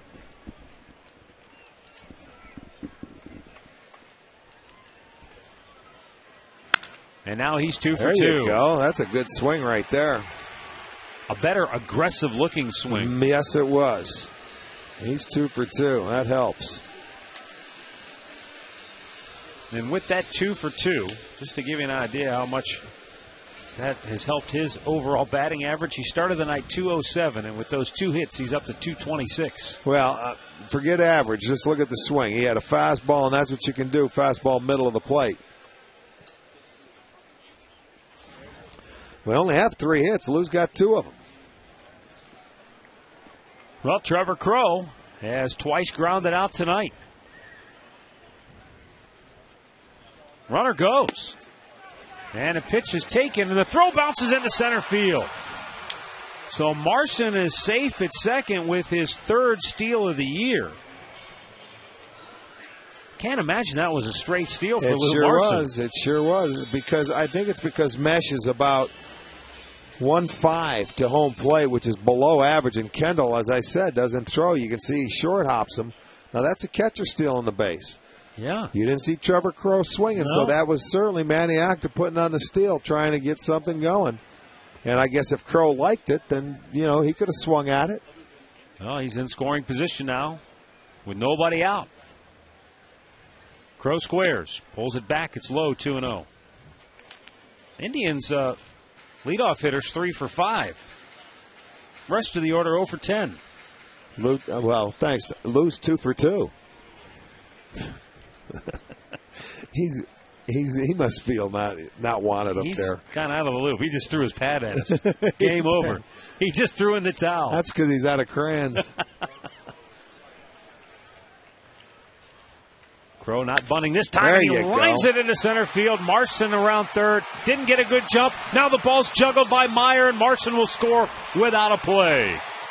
So Lou Marson comes home as Trevor Crow delivers a base hit to center field. It looked like he was going to stop him, but once Meyer had trouble picking it up, he got the come on home sign. And Smitty never gave up. This is going to be our McDonald's. I'm loving it. And I'm going to tell you what I love about this play. If you remember about 2 weeks ago, Marson had a tough time at second base on a play where he looked back, he was thrown out at home plate. Since that point, he ran through a stop sign on the road and scored. He didn't give up on that play. So that tells me he's learned from his mistake, and I give him credit. Here's a catcher that stole second base, scored on a hit, never gave it up, and we've got a tie ball game. And give Trevor Crow credit. After a couple of ground ball outs, his first 2 times up. Watch Marson running the bases. Look, head down. He's thinking of scoring, and there it is. He never gave up. Smitty gave him the late sign. In Baltimore, he gave him a late hold-up sign, but with 2 outs, he put his head down and said, I'm going to score. I like that. That tells me he's learned from that mistake. Good for him. See the veteran Mike Redmond talking to him. And that's where Redmond has really been a nice addition to this team, is that he's a baseball guy. He talks baseball, whether it's during the game or after the game, and he's been there and seen a lot. Redmond says, I wish I could run like you, Lou. That's what I wish. Well, I'll tell you what, Crow can be off and running. If you're going to send your catcher, Lou Marson, on first pitch, it won't take long for Crow to get a jump either. Go ahead, start him. Put him in motion if they can get a jump.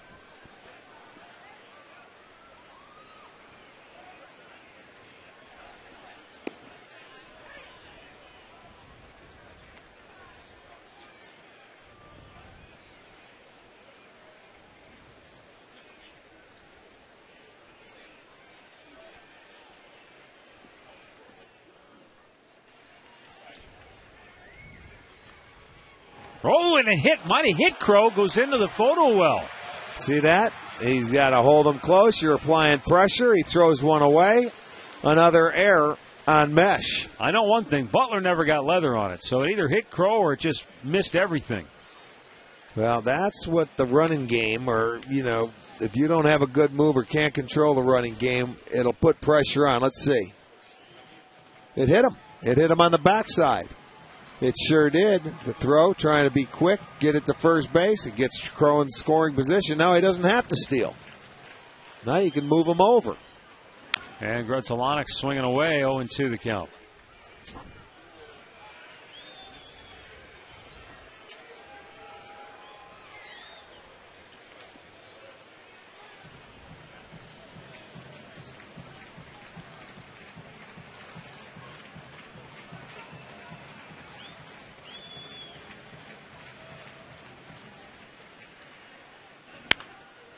Boy, hits it to third. Crow has to hold. There's a veteran right there that both times his swing was to try and pull the ball, and he goes the other way all the time. You had nobody out. You want to move your runner there. That doesn't make sense to me.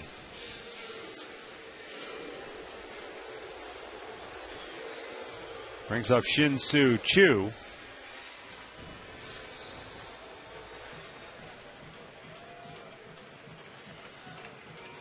Now, Gilmesh has given up the most stolen bases in baseball. Would Crow ever think about trying to steal third early in the count here? Well, not with a left-hander. No, there's no need to with Choo up there. Don't mess with Choo's at bat. Let him go ahead. Unless he's not even paying attention, you can just walk in. That's one thing. But no, you don't mess with the good hitters. You stay put. You know, he'll drive you in.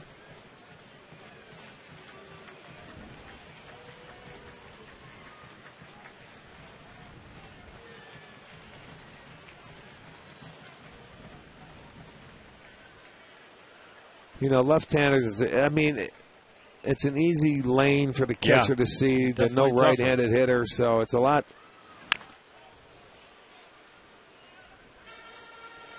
Unless you're going out there and you see, you know the catcher's signs, or you can pick up what he's throwing, and then all of a sudden you see he may throw one of those curve balls, those real slow pitches, then go ahead and take a chance, because he takes a chance of bouncing that thing too. And that's what he's been doing to the left-handers. You looked at Hafner, you looked at Branyan. When he's trying to strike him out, he throws that curveball where they swing over the top of it. So now may be a good chance to take a look.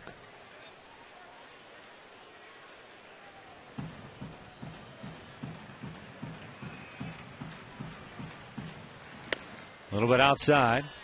1 ball, 2 strikes. 95 pitches for Gilmesh so far on the night.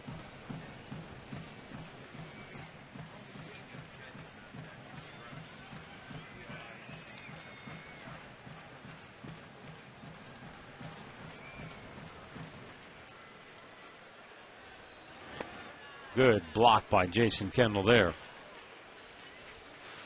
And the count even up at 2-2. Well, you knew he was going to go back to that pitch. But as a catcher, you know when you call for it, you're looking for it down there. That's a beautiful job by Kendall. Just beautiful to pick that ball cleanly. But as a pitcher, you know, when you throw it, you got to throw it with conviction to see if that guy will swing at it in the dirt and believe that your catcher's going to get it. Got him with a changeup. Third strikeout for Gilmesh. And that's out number 2.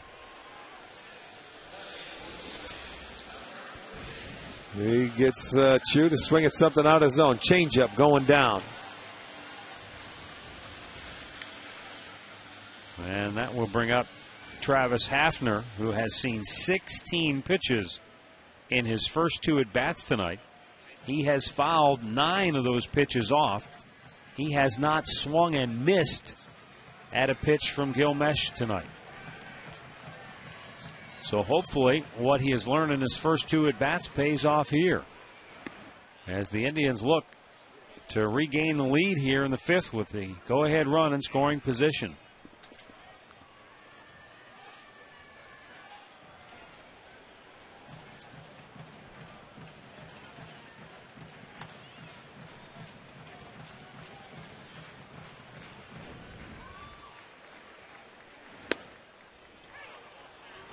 Takes a strike, 1 ball, and 1 strike to count here.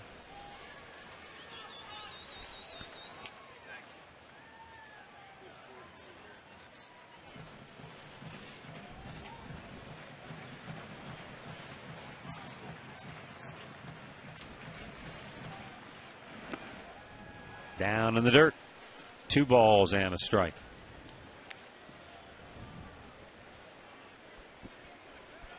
Get well wishes going out tonight to Stan Brzezicki in Erie, Pennsylvania. Out of the hospital, back home recuperating. So, Stan, hope you're feeling better and back on your feet soon. Lots of great Indians fans in Erie, Pennsylvania. One of our favorite stops every year on the Winter Press Tour. 2-1 pitch. Good one. Hafner didn't like it. Well, it was a good changeup, good spot. He just didn't swing at it, but that was a good pitch.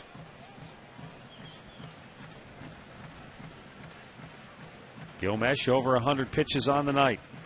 He's done a nice job of changing the eye level with Hafner, because remember that first at bat, he got a base hit up there. He got him out the last time, and Hafner had a great at bat. The 2-2. Fouled back out. That's how he's getting him out. That changeup down, high fastball. He's had to see over 20 pitches. What do you have? Yeah, 16 coming into this at bat. 22. How many foul balls? About 12, 13. 10.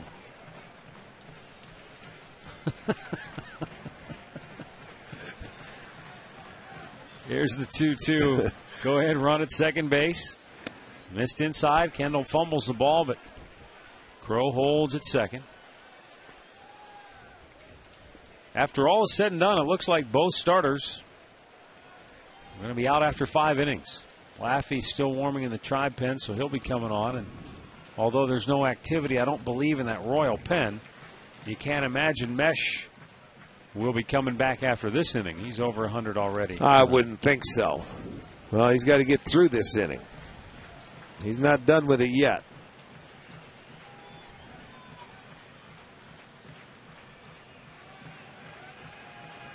The set.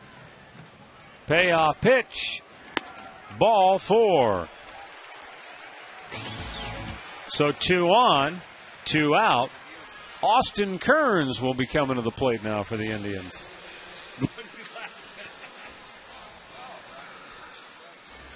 Well, the battle for the Ohio Lottery Ohio Cup continues Friday when the Tribe will take on the Reds. It'll start interleague play this year. All fans can enjoy a post-game fireworks show, and also it's half-price student ID night. And then you get the OHIO figurine from Big Slider. How about that? 216-420-HITS or visit Indians.com.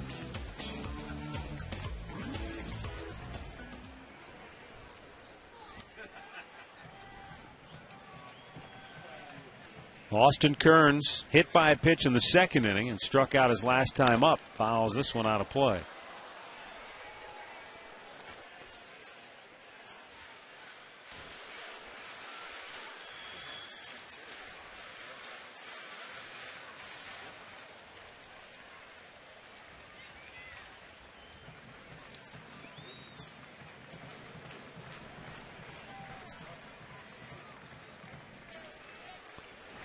Up high.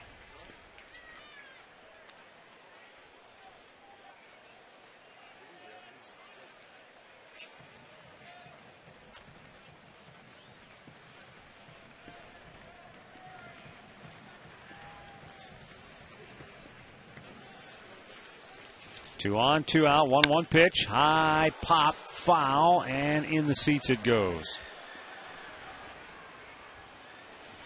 You know, I told you Gil Mesh is at, 107 pitches on the night. 2 starts ago, he made a season-high 128 pitches against Texas. So he's not averse to... Well, you know what? This is he hasn't had a lot of hard innings. He's had base runners in every inning but the first. But he's having to work hard to get through this inning. The 1-2 to Kearns. Good block again by Kendall. And the count all even up now at 2-2.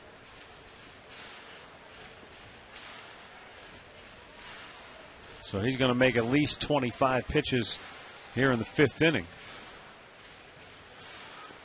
But, you know, he's a guy who has historically thrown a lot of pitches, pitched, you know, as many innings as he can. Well, and Ned Yost, thinking back to that time he had in Milwaukee, he rode CC Sabathia to some high pitch counts at the end of that season. On 3 days rest at the end. Got him. Good pitch by Gil Mesh. He has struck out 4, and he gets 2 big punch outs here in the 5th. Indians come back to tie it. We're even up 2 apiece.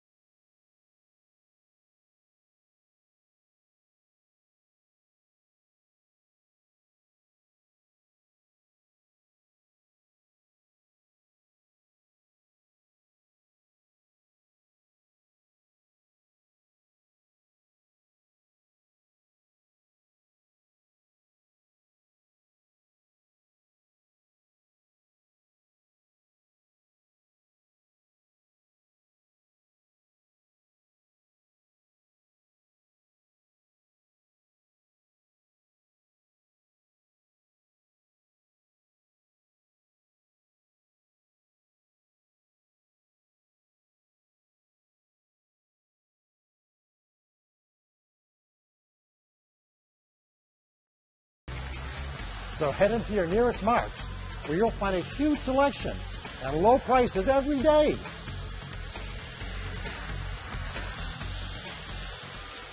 Justin Masterson went 5 innings tonight. He allowed 2 runs on 5 hits. Did retire the last 4 hitters that he faced. But he'll give way now to Aaron Laffey. And he will not win his first game here tonight. He'll be exiting with a no decision.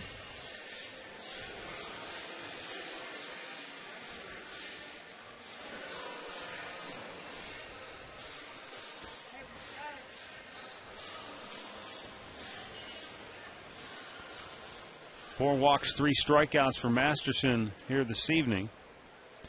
You know, and both pitchers, as we mentioned at the outset, a lot of base runners, and it's tough to get wins when you're going 100-plus pitches in just 5 innings of baseball. Yeah, and he had 3 innings where he was 20 or more. Right.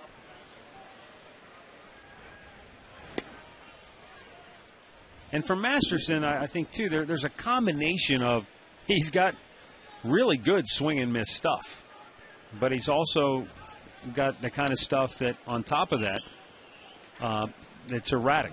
And so on one hand, he can't get guys to put the ball in play early in the count because they flat out can't, and then there are other times where he's 2-0, 3-0, 3-1, and they're going to take your good pitches. Yeah.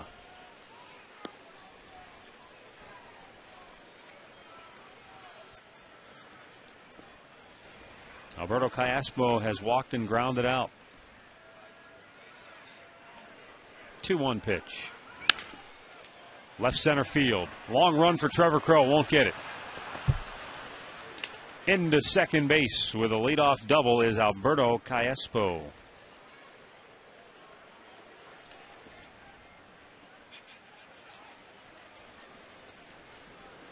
Callaspo, one of the best hitters the Royals have in the lineup. You think of Butler, you think of this guy, and he's having a good year. Fastball down and away by Aaron Laffey, and he smokes it in the left center field. Gets it over the head of Crowe. That's his 11th double. So Kansas City right back trying to get that run back that the Indians added on in the bottom half of the 5th. Well, let's see what Mitch Meyer is doing here. He singled to left his last time up. Well, he's the type of guy where, you know, he does anything that's called upon. That's going going to that fall. way again. Fair ball inside the line. Royals regain the lead. Back-to-back doubles to open the 6th for Kansas City, and they lead it 3-2 as Mitch Meyer picks up his 3rd double and his 15th run batted in on the year. Well, that didn't take long. A couple swings of the bat, and Royals back on top. Back-to-back doubles. This one just down the line. It's another fastball, and he was waiting on it. And it stays inside the line. So he will drive in the 3rd run for Kansas City. Meyer gets his 3rd double and his 15th RBI.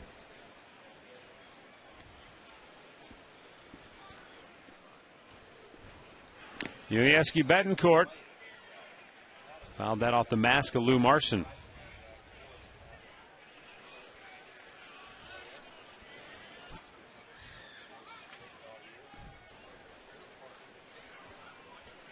Indians and Royals, a brief 2-game series in anticipation of interleague play this weekend. We'll wrap up this brief 2-gamer tomorrow with a noon game. We'll have Indians on deck at 11:30 a.m. And then Rick and I will have all the play-by-play action beginning at noon here at Progressive Field as the Indians and Royals wrap up the 2-gamer. It will be Mitch Talbot against Luke Hoshaver tomorrow at noon. And you'll see the game right here on Sports Time. Yeah, it is. Ohio. It's been quick turnarounds when you think we had the 2-game series in Tampa. You know, night game, day game, and you're on the road. You come back here, night game, day game. Nice stop by Branyan. 1 down. No rest for the weary, as they say. Well, it's the boys in the truck that got to give everything going that we tip our caps to. They'll be sleeping well tomorrow night. Another ball hit on the nose, but Branyan snags it and wisely holds on. And with 1 away, Jason Kendall to the plate. Kendall grounded to short his last time up.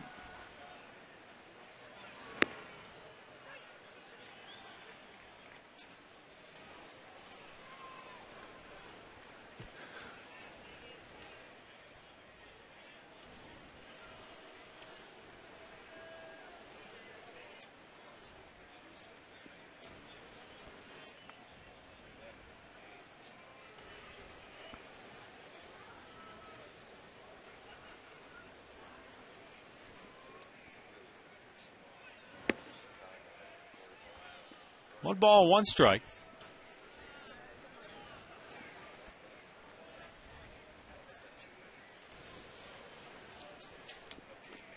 I tell you what, this situation, nothing new for Kansas City. They've played a lot of 1-run games this year. In fact, the most in baseball. A liner to second base. Back-to-back line drive outs. 2 away as we turn it over to the top of the order. Let's go back to the studios for another in-game update. Here's Al Pulaski with the latest on the Angels and the White Sox in Chicago. All right, Matt, let's head to Chicago's South Side. White Sox up 1-0 in the top of the 4th. Torrey Hunter changes that with the 2-run homer to left. His 7th of the year. Angels take the lead now 2-1. Back to you.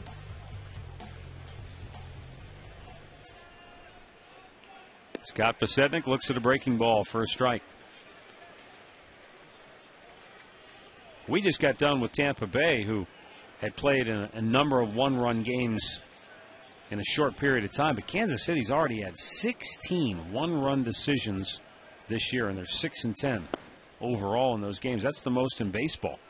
There's been, looking at the numbers and the stats, there's been a lot of 1-run games by everybody. Think about this, Rick. You've got the Royals at 16.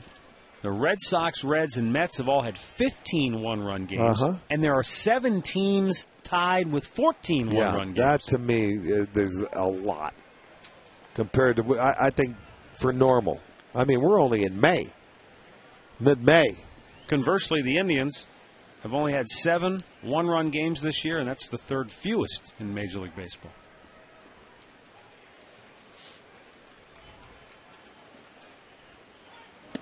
Where the Indians have been involved in a high percentage of games is games where they just flat out haven't scored a lot.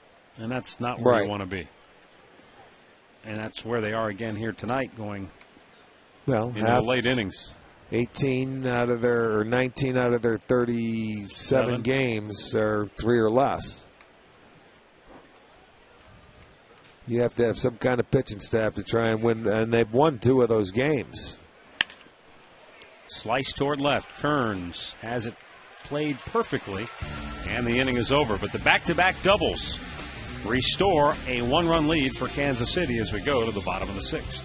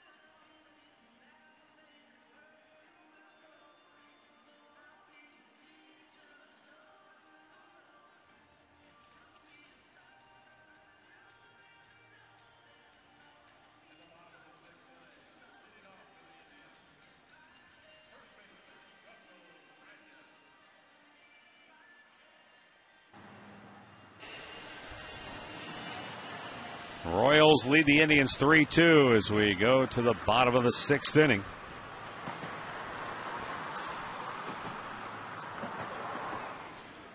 Gilmesh back out there.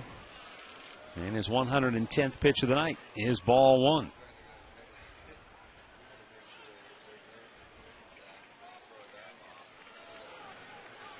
Brandon 0 for 2 tonight. Looks at ball 2 outside.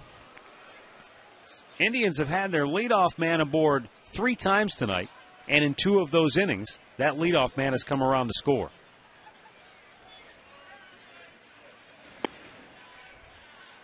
Hafner had the leadoff single in the second and scored. Lou Marson a leadoff single in the third and the fifth innings. He came around to score what at the time was the tying run in the fifth, but now the Indians have fallen back behind by a run. 3-1 the count. There's that pitch again. There was the inside fastball that a lot of times you don't see called for a strike, but there on the 3-0 count, he gets the call. And now he goes outside to run the count full. Right-hander Brad Thompson loosening. Payoff pitch to Russell Brandon. Oh, fastball above the belt. Just had it high enough to get it out of the nitro zone. Yeah, he had a good swing at it.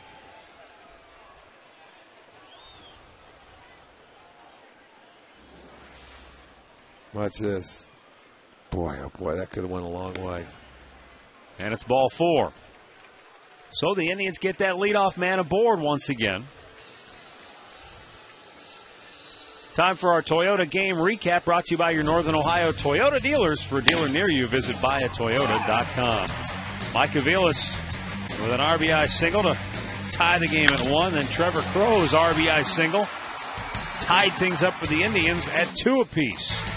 But Mitch Meyer with back-to-back doubles for the Royals to open the 6th inning, puts Kansas City back in front 3-2.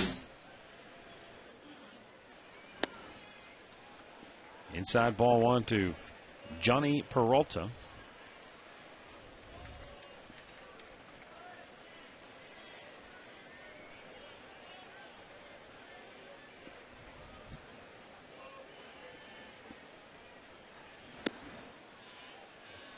We wanted that slider for a strike, didn't get the call.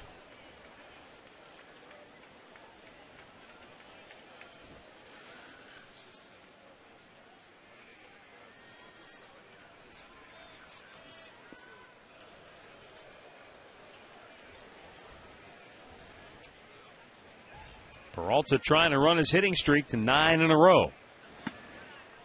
And it's ball 3. Boy, another 3-0 count. Well, he may be gassed. That's after 128 pitches 2 starts ago, 100 his last time out, 119 here tonight. The 3-0 delivery. Hits it over for a strike. And it's not that he's out of gas in terms of tired, but you just start losing, guys will start losing that command, being able to. Well, it elevates. The ball starts getting up in the strike zone because you can't follow through. Maybe your legs are tired, and you are. That's when they say gassed. You got to really concentrate on getting down and getting through the baseball. Johnny felt like that was ball 4. He'll have to come back for a full count pitch now.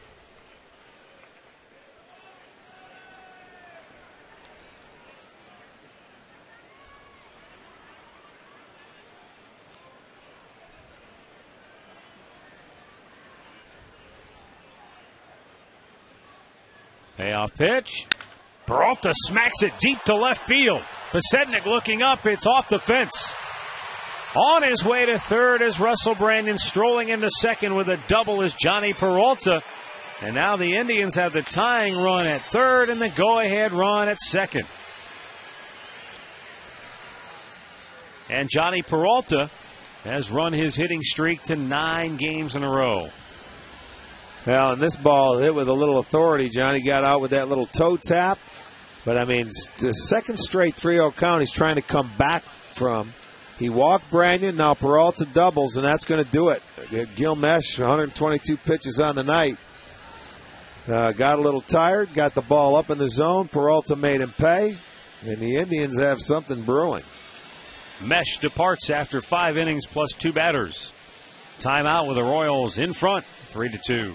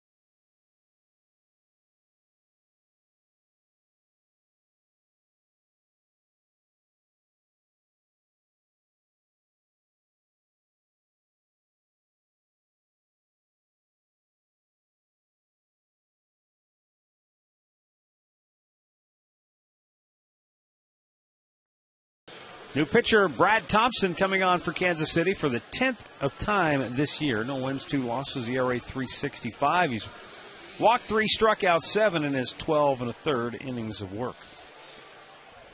He'll face the rookie Jason Donald, who was 0 for 2 tonight. He was a St. Louis Cardinal from 2005 to 2009. But coming into a tough situation, nobody out. They'll be happy to get 1 out and they'll be happy if they can get out of this inning with the score tied. Indians with a good opportunity to take a lead. Jason Donald looking for his first big league RBI, infield back. Bouncing ball to There short. you go. This should get him home. Betancourt will throw him out at first. And Jason Donald's first major league run batted in ties the game at 3. And now the go-ahead run in scoring position for Lou Marson, who is already 2 for 2 tonight with 2 singles and a run scored.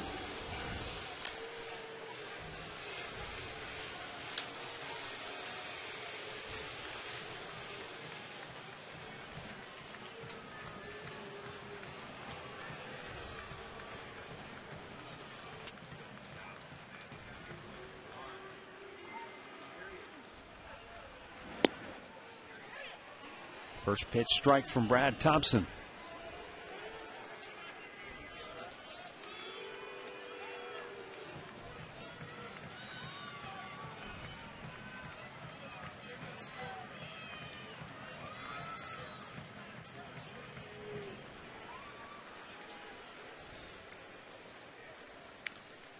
And a count quickly, 0-2 on Lou Marson.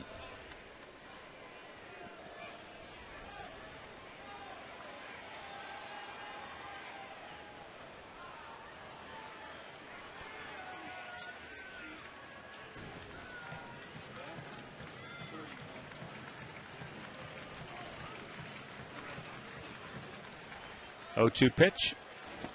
Down low.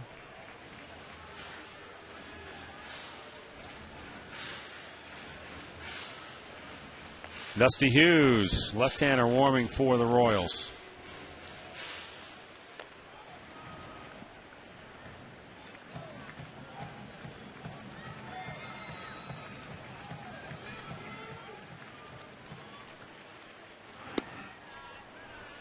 Marson able to lay off, and the count evens now, 2 balls and 2 strikes.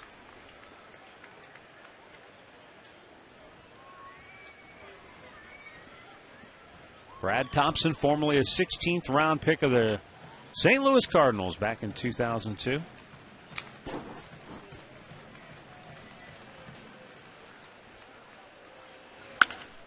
Bouncer to third. Oh, a nice pick at third by Cayespo. High throw, but the tag applied by Butler for out number 2. Here's the answer to our AT&T trivia question. AT&T rethink possible. Who's the only batter to win a batting title in 3 decades? It took you all of 10 seconds to know the answer to this one.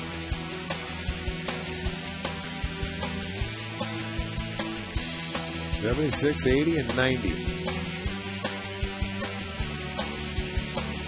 He could hit. He has also cast a very long shadow for anyone who plays third base in Kansas City. Ball gets away from Kendall, down to third. Goes Peralta with 2 down. On the wild pitch.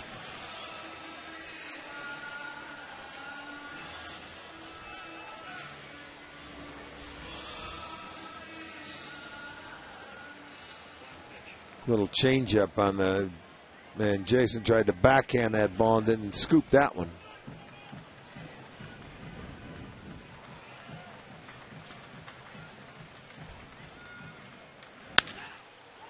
Weak tapper to second. Aviles throws him out. Well, the Indians come back and tie the game. And through 6, we're even up at 3 apiece.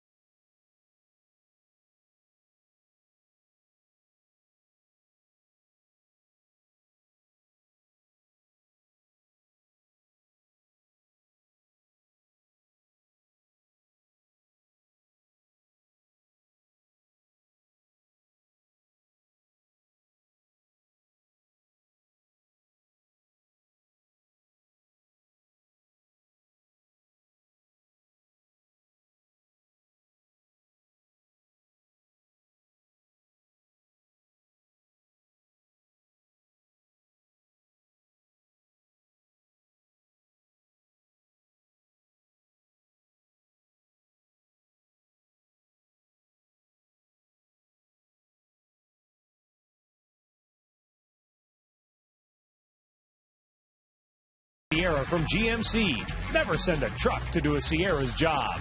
And by Wendy's. You know when it's real. Wendy's.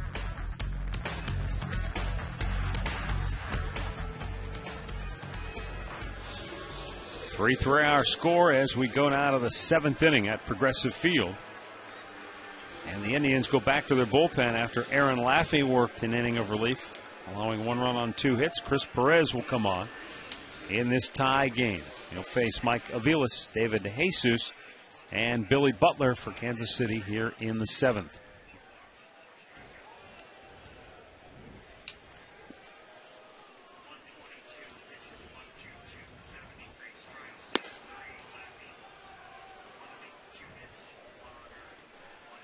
Mike Aviles, 2 hits in his first 2 at-bats before being robbed of a hit on a terrific defensive play by Tribe shortstop Jason Donald in the 4th inning.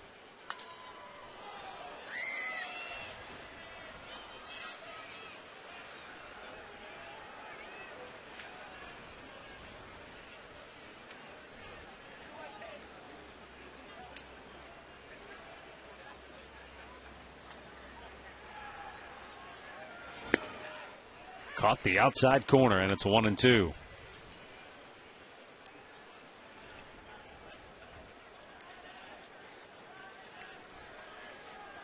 Maniac going to Chris Perez tonight here in the 7th inning of a tie game, and he strikes out Mike Aviles for the first out of the inning. Well, last Friday, some really sad news for high school football fans in the state of Ohio. John Reed, longtime head football coach at Coldwater High School, passed away after a battle with cancer. He led his team to state championships in 2005 and in 2007. You saw one of those championship games right here on Sports Time Ohio when they upset heavily favored Cardinal Mooney back in 2007. But not only was he just a terrific human being and a great football coach, also a huge Indians fan. Always wanted to talk about the Tribe whenever we were around, wanted to know what was going on with the Indians. And for folks who are interested, you can make a contribution to the John Reed Memorial Fund, P.O. Box 20, Coldwater, Ohio 45828. And again, heavy hearts all across Ohio and all across the coaching ranks. I know Jim Tressel was a huge fan of John Reed and the work he did with the kids at Coldwater High School. Just really a sad time. But he's also one of those guys, Rick, who touched so many lives in a positive way, and that's his legacy. When you've been around as long as he's been around and deal with as many kids as you deal with, you certainly do. Line drive center field. On the run is Crow, but he'll play this on the hop. And DeJesus has his first hit tonight. 1 on, 1 out, and Billy Butler will be the batter.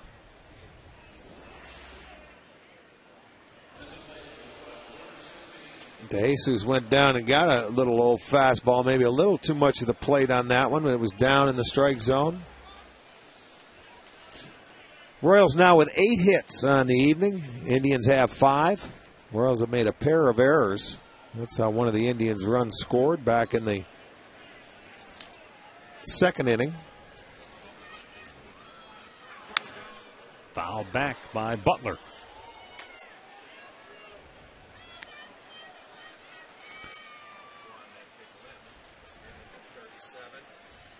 Butler with a couple of ground ball outs to third. One of them turned into a double play and walked back in the 3rd inning.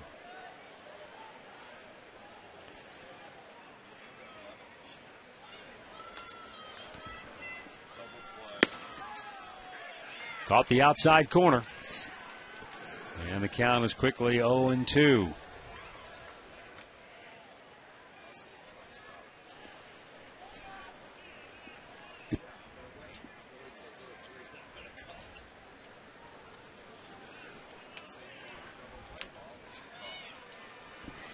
Tapper back to the mound. Bare hand grab by Perez. Short hop the throw to Donald, and he couldn't come up with it. Boy, he rushed it.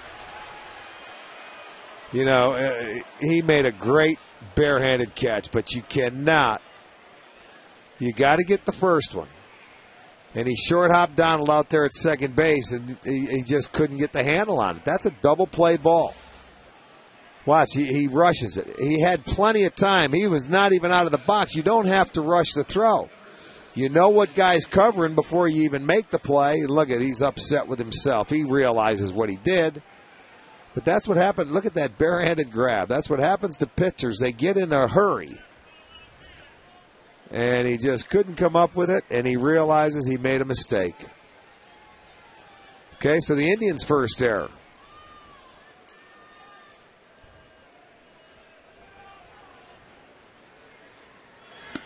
And the pitch misses inside to Jose Guillen.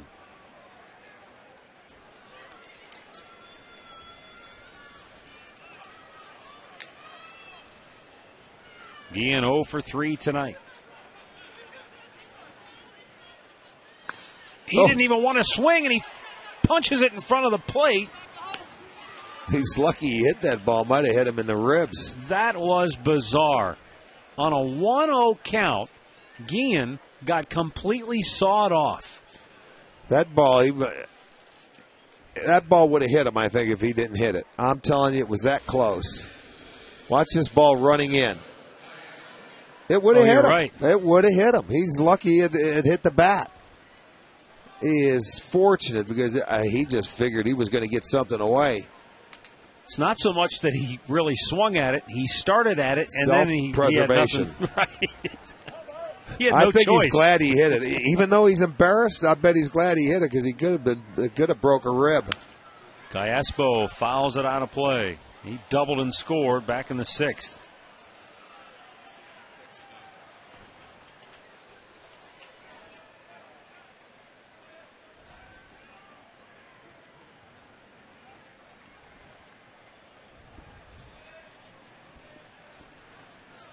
Chris Perez trying to get out of a 7th inning jam here.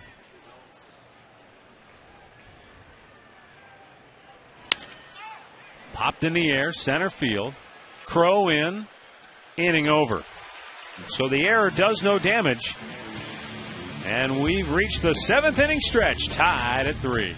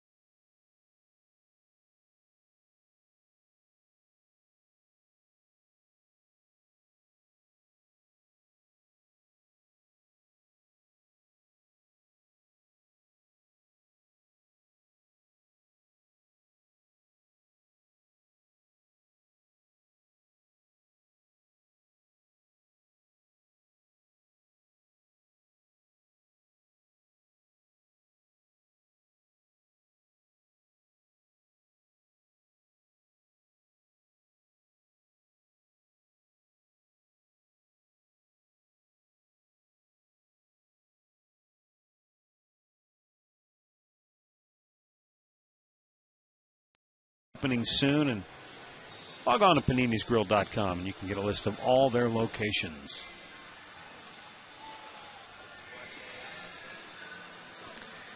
Well, Chris Perez got himself out of trouble. And now the Indians come to bat in the bottom of the 7th. Mark Grudzelanek, Shin-Soo Choo, Travis Hafner in a tie ball game. Brad Thompson, 2nd inning of relief work, delivers a first pitch strike.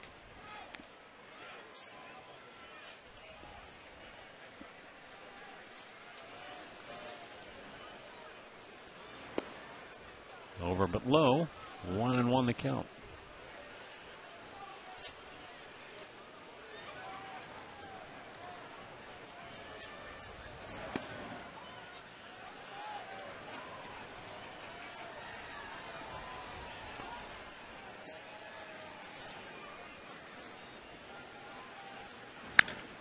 Jam job rolls it to third. Alberto Callaspo throws him out.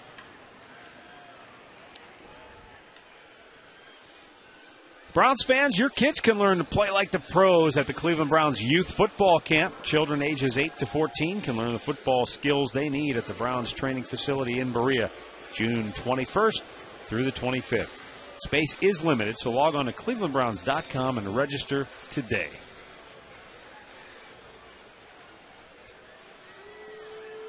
One away for Shin-Soo Choo. 0 for 2 with a walk tonight. Hit him. And the Indians have a one-out base runner. Second batter hit for the Indians tonight. Both times it's been a breaking ball that misses. Yes, it has. That's a curve ball that gets Choo in the thigh, and he can't get out of the way. Ned Yost now coming to the mound. He's going to make the pitching change. He's going to go get the left-hander. So a timeout here in Cleveland. We are tied at 3. Tribe with the go-ahead run at first and 1 out in the 7th.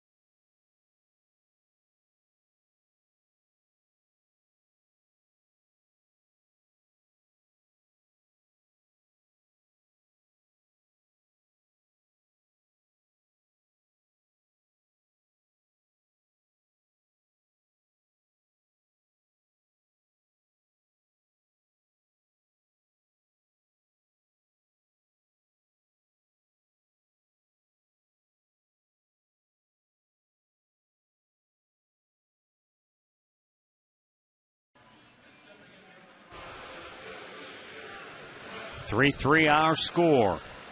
Indians now the go-ahead run at first base with 1 out in the 7th inning. And left-hander Dusty Hughes coming on to face Travis Hafner. Hughes 1 up, 1 down, ERA 3.45. He's struck out 9, walked 8. And Travis Hafner tonight has singled and scored. He has grounded out and walked.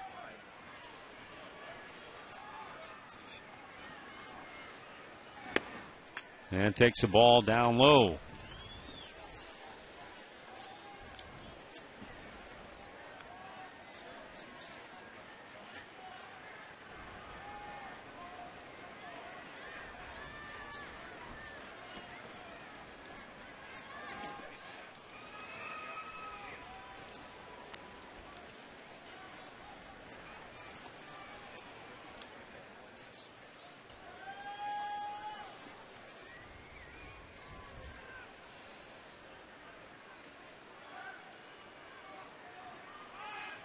Up high, throw down to second base, not even close. Shin-Soo Choo with his 7th, make that his 8th stolen base of the year, his 2nd of the night. That's a 3rd stolen base tonight. They've been off and running, boy. They haven't wasted any time, have they? He got, he got a good jump. He took off, obviously, first movement right there with Hughes. He guessed right, got in the scoring position. So now the go-ahead run in at second base. Now Pronk with a 1-1 count, looks at a strike.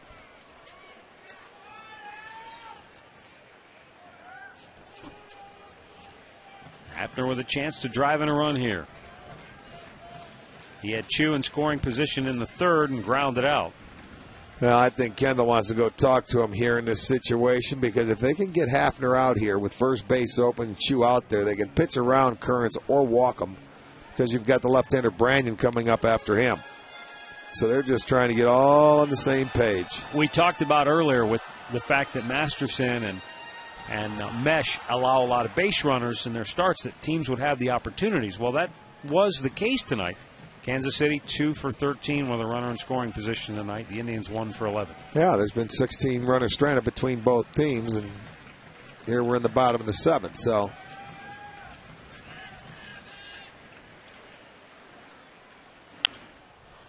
back out of play.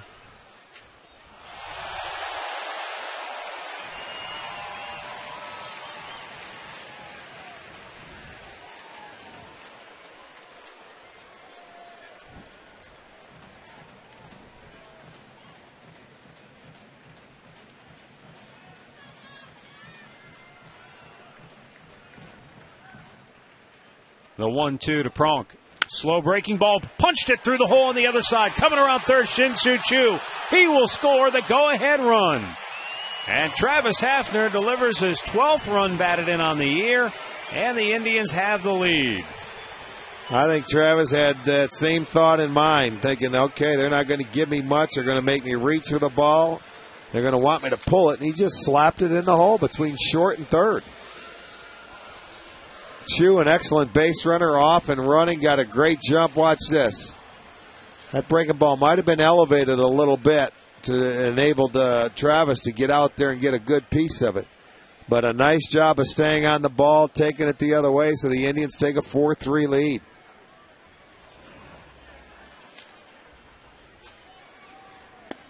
Austin Kearns, he was swinging for the fences. Came up empty.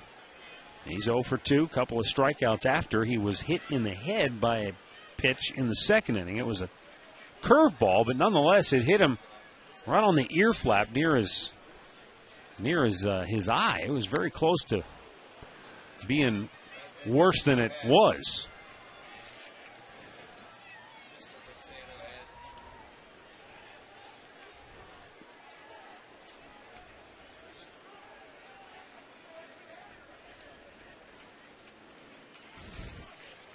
There's the 0-2 now. And Kearns pops it back out of play.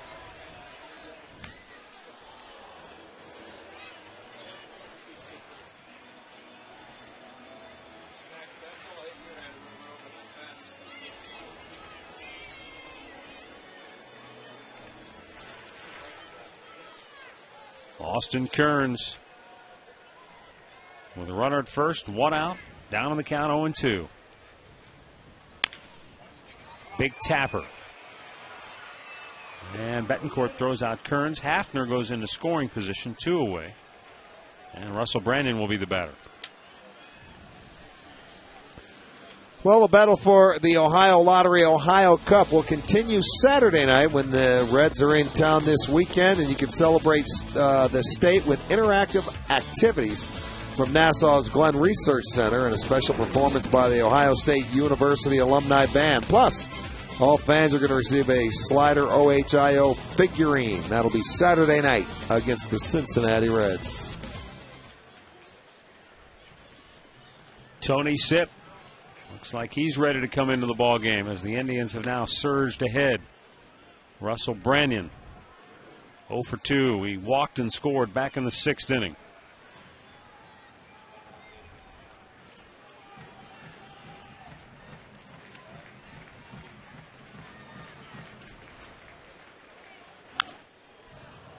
Well, Brandon's been close a couple of times, but that in a cup of coffee, I know.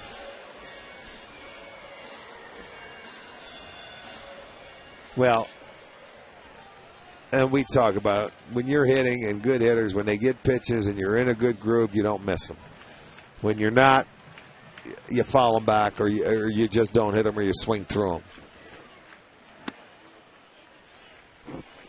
That's why Branyan wants to play every day. That's why Branyan wants to get at-bats, because, he can zone in. He can get the pitches, and you get a feel a lot more. Unfortunately, his back won't let him play more than 4 games in a row. And he hasn't gone 4 games in a row yet this year. I mean, that's the ultimate goal.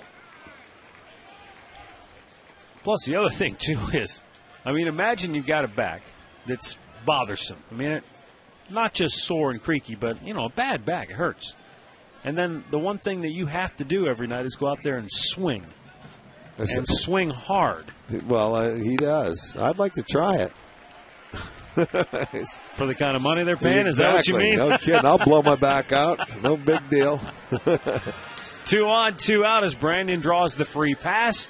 And Johnny Peralta to the plate. Peralta doubled his last time up, extending his hitting streak to 9 in a row.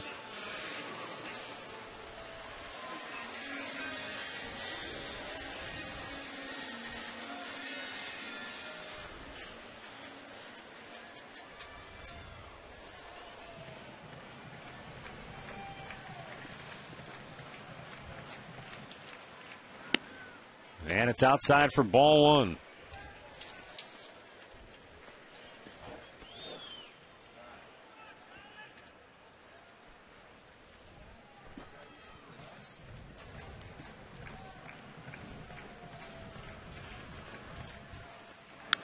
Right back to the screen.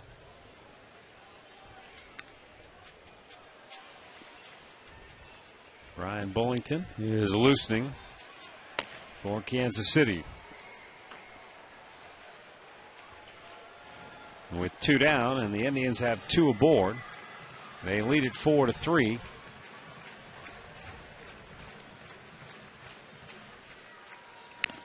And a foul tip by Peralta goes right back. 1 ball, 2 strikes, 2 down, 2 on. Indians got 1 run in the 2nd inning, 1 run in the 5th, 1 run in the 6th, 1 here in the 7th.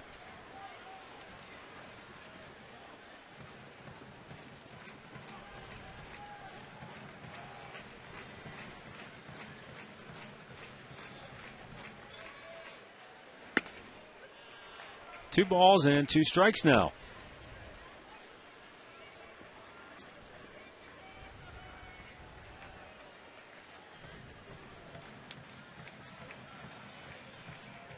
That double for Peralta back in the 6th inning was just his 9th hit at home this year, compared to 23 hits on the road. And as Rick mentioned when we talked about this earlier, they've only played 14 games at home, fewest number in baseball. Peralta's starting to find his stroke offensively. And there's a high drive foul out of play.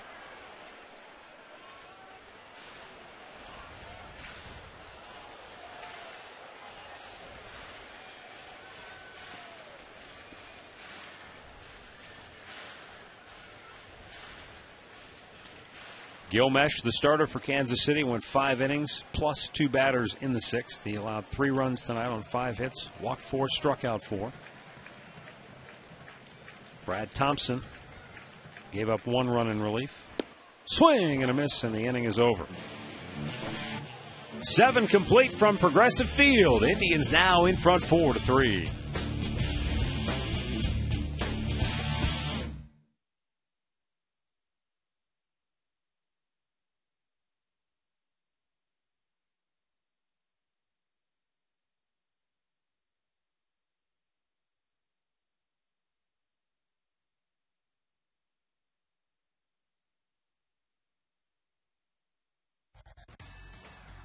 This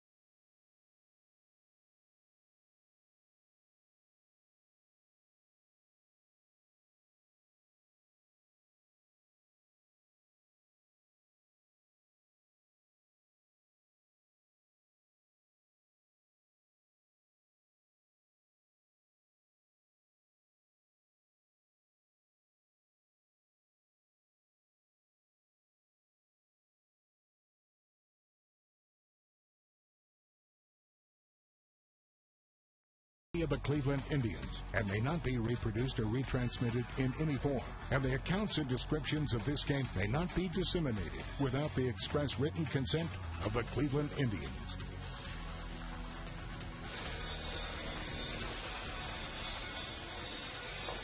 "4-3, Tribe leads it as we go down to the 8th inning of play.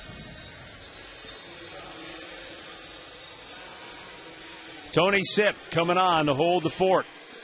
Tommy Bowe tells us the Royals have lost 18 of 19 when they trail after 7 innings. They're 0-23 when they trail after 8. But this is another low-scoring, one-run game.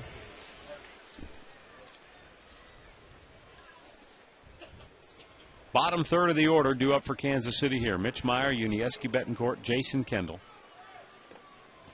As Tony Sipp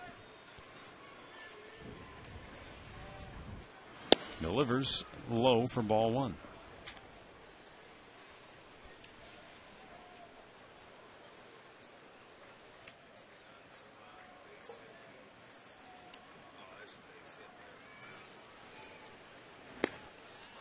A strike called.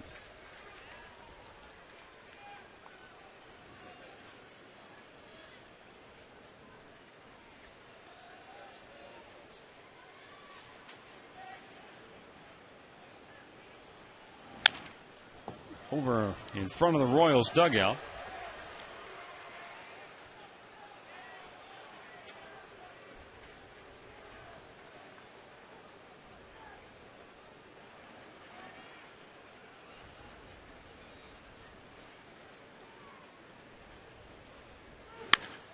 Popped him up. Left field, Kearns. Routine play, 1 down. Well, Tribe fans, get gear and go cheer. If you spend $50 or more at any Indians team shop, Progressive Field concession stand, or Indians.com, you'll receive a voucher good for 2 tickets to any Indians home game in May or June. Visit Indians.com for more details.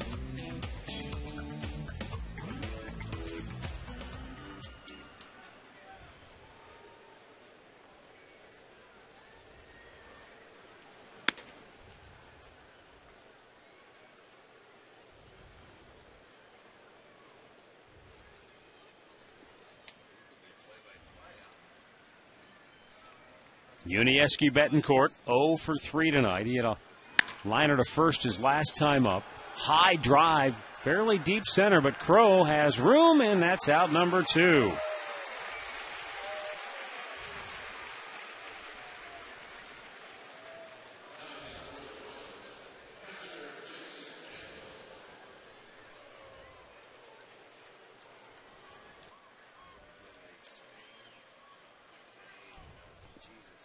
Jason Kendall, 1 out of 3 tonight.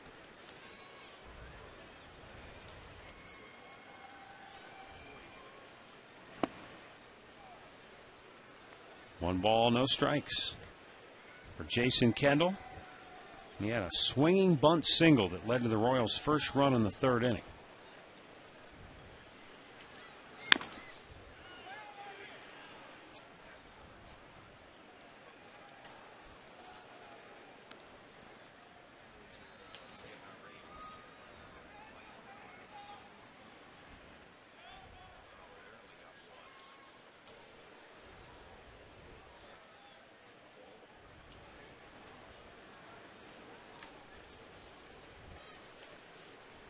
Sipp with a 1-1.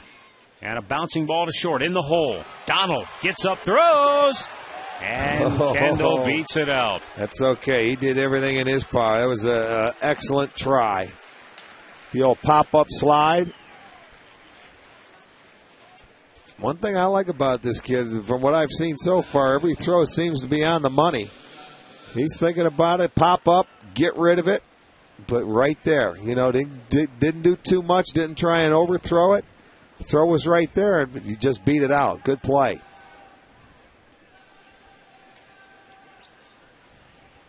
Most catchers probably gets him out there. Kendall runs a little better than your average catcher.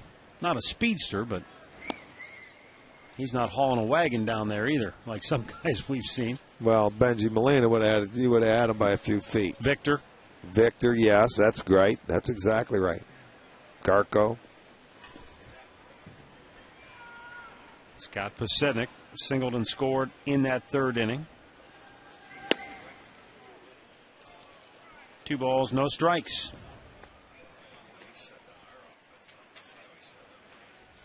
Kyle Farnsworth has joined Brian Bullington. Runner goes on the 2-0 pitch. And a close play at second base. Boy, look at Lou Marson. He was halfway off the field. He felt he made a good throw, which he did. But Kendall took off on first move and gets a stolen base. He had a good jump. Yeah, he did. He had a good jump at the count. He figured, look, he had no lead. They're not even going to pay attention to me. Look at Marson was running off. Boy, that was close. Closer than I thought. He had him. Ooh, it may have. He may have. Well, he tagged him on the hip. I don't know if the foot got in there before, but it was close. Look at him. I don't blame him. He's done a great job of throwing guys out. The fact that he tagged him high maybe deked the umpire a little bit there. Now the tying run in scoring position. And the 2-1 pitch fouled away.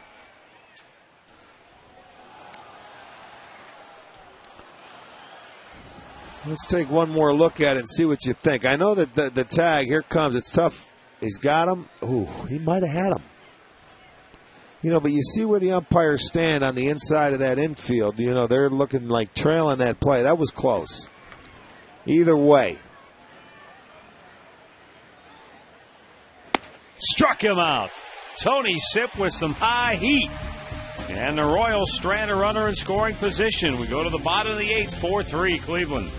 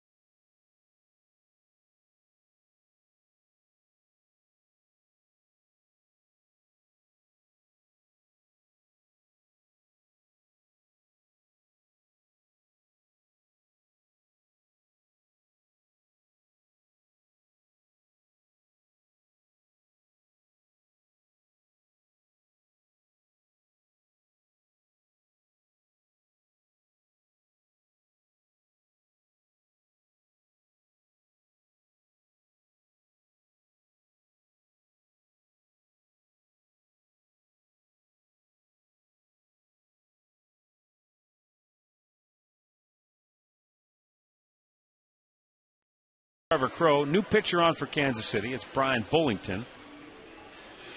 And I believe I heard Murph say they had a new center fielder.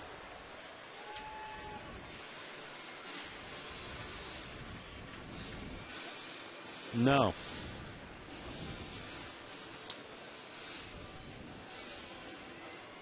Mitch Meyer still in there in center field. So the only change for Kansas City then is Brian Bullington. And his first pitch is inside for ball 1. Jason Donald 0 for 3. He drove in a run with a ground out in the 6th inning. And in that situation, they had second and third. The infield was back. They were conceding that run. So what he wanted to do is put the ball in play, get the run in. Absolutely. Any type of just, so many times when you're at the plate and you have an opportunity just for a ground ball to put it in play and get an RBI, you keep it going, and you're able to do that. Don't strike out. Don't try and do too much.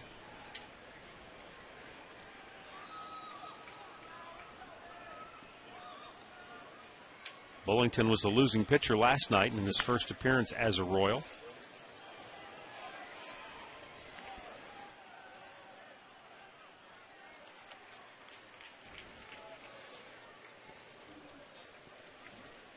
In the minor leagues, he had made 5 starts at AAA Omaha.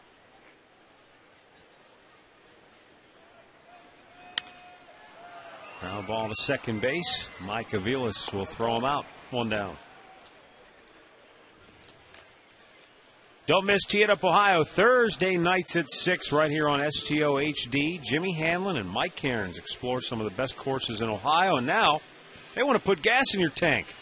Every month, they'll give away a $250 marathon gas card, so visit teeitupohio.com and register today. Did you register?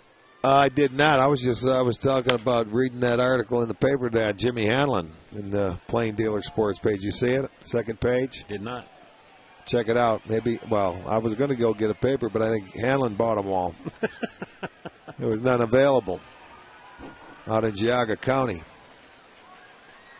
They made a special stop at Little Mountain and dumped the whole truck off there. 1 ball, 1 strike. Indians up 4-3 here in the 8th.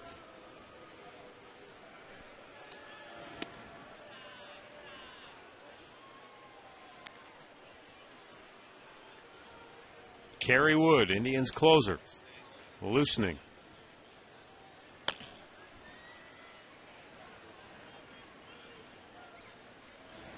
Swing and a miss. Marson singled in the 3rd. He singled and stole a base and scored a run in the 5th.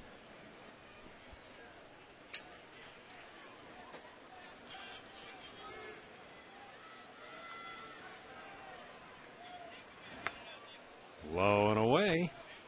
And now the count is full for Marson.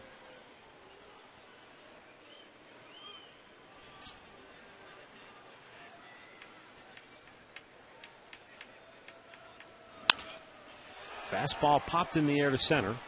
Myers slipped a little bit, but able to regain his footing. 2 down.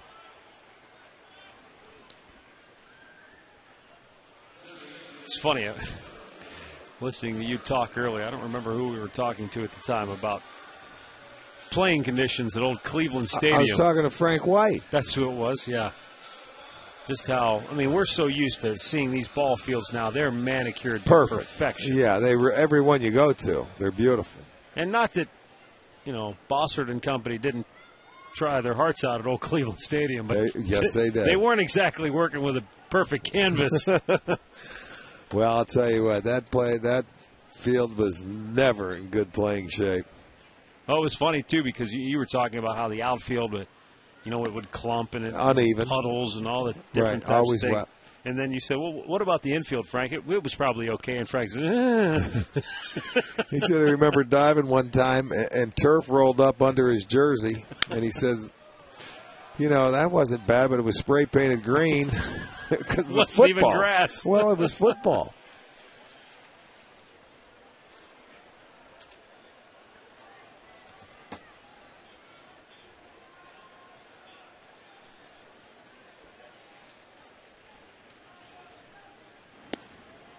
Strike called to Trevor Crow, who is 1 for 4 tonight.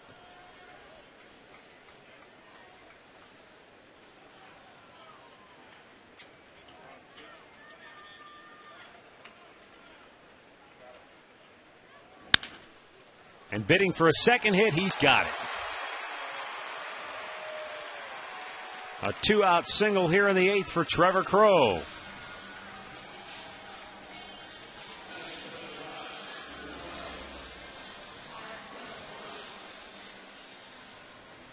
Just didn't get that one down enough. He left it up a little bit.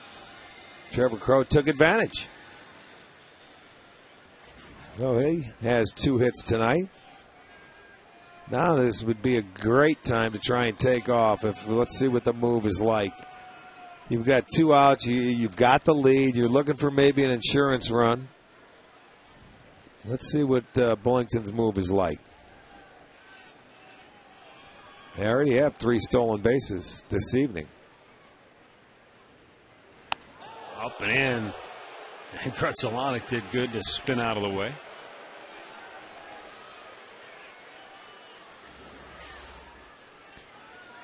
Well, there you go. There's a look at it. That's buzzing the old light tower right there. I think you can steal off this guy. It's worth taking a chance. Runner goes. Throw down. There you go. Hit him again. Second time tonight Crow's been hit by a thrown ball. I get him in the helmet. And Aviles might be hurt because he collided with Crow and he was off balance. And again, he's coming back from Tommy John surgery. Not sure which elbow got tangled up with Trevor. I don't think it was the one he had surgery on, though. Well, it's worth the chance. I mean, look, he peeks in and watch. He tucked that helmet down. He got hit right in the back of the helmet. So he had to get out of the way. Aviles did. See, he's going to try and take the throw, but Crow gets there on time. And it's a good thing he strapped that helmet down or he would have got poked on the noggin. But that's the 4th stolen base for the Tribe tonight. So now you're in scoring position. A base hit gives you a little insurance. Well, you're right. Trevor Crow, lucky that he had the helmet on. Did you see him as he was running? He pushed it down, but he looked back in, knowing he was going to try and steal a base. Chen getting loose, and I think they're just going to kill time for the next hit or chew. Also on that replay, you saw Aviles, when he went down on the ground, he landed on that right arm, and he quickly kind of pulled that hand away. Again, this is Tommy John surgery last June on his right elbow. And watch when he comes down on the ground after the ball ricochets off Crow, boom on that right elbow, and he's quick to move that hand out of there. Well, there's a lot of action that goes on around second base. That it may not look like it's busy, but when you got guys bearing down on you, and they have all night. 4 stolen bases for the Indians tonight, a season high. And they've scored twice, thanks in part to the stolen base, as they look to increase their lead as Grudzielanek draws a walk with 2 down. And it brings up the left-handed hitting Shin-Soo Choo. And that's going to bring out Ned Yost. Exactly. That's why he sent out McClure right before then. So timeout here in Cleveland for a pitching change. Indians have 2 on, 2 out. They lead at 4-3 in the 8th.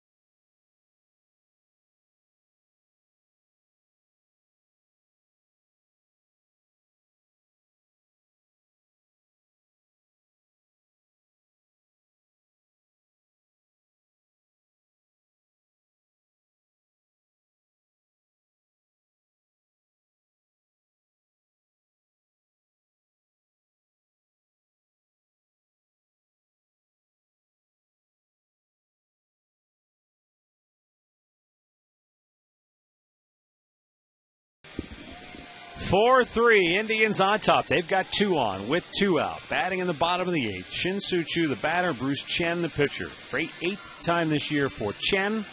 .506 earned run average. Well, he has walked 6 in his 5 1/3 innings. So, and Chu's with a very good eye. So we'll see if he's going to try and get Chu to expand the zone. You've got back-to-back lefties coming up.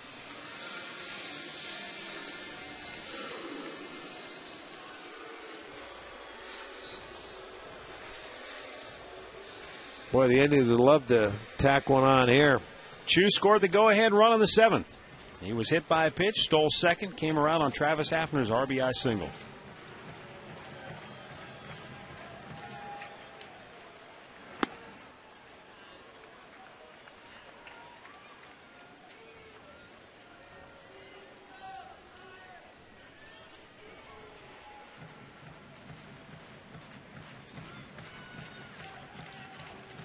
And the 1-0 pitch caught the outside corner. Happy birthday wishes go out tonight to Kenny Gween, celebrating his 74th birthday.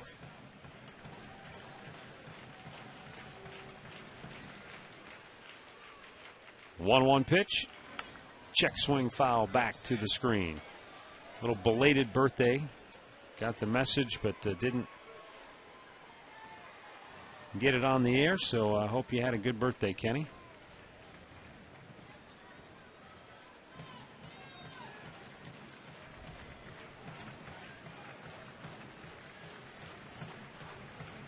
And the 1-2 to Chu is in the dirt. Kendall with a good stop yet again, and he's been down there blocking balls all night long. He's been doing it all career long. Over 2,000 games back there. He has been doing that many, many times for many different teams.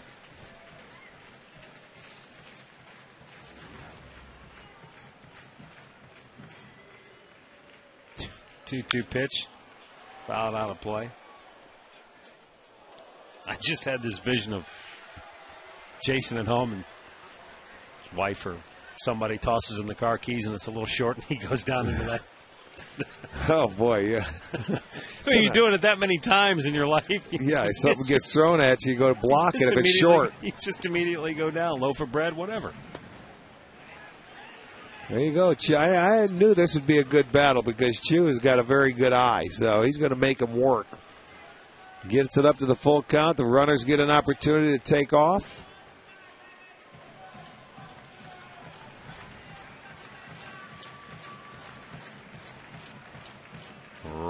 He turns towards second. Nothing doing. Nervous energy.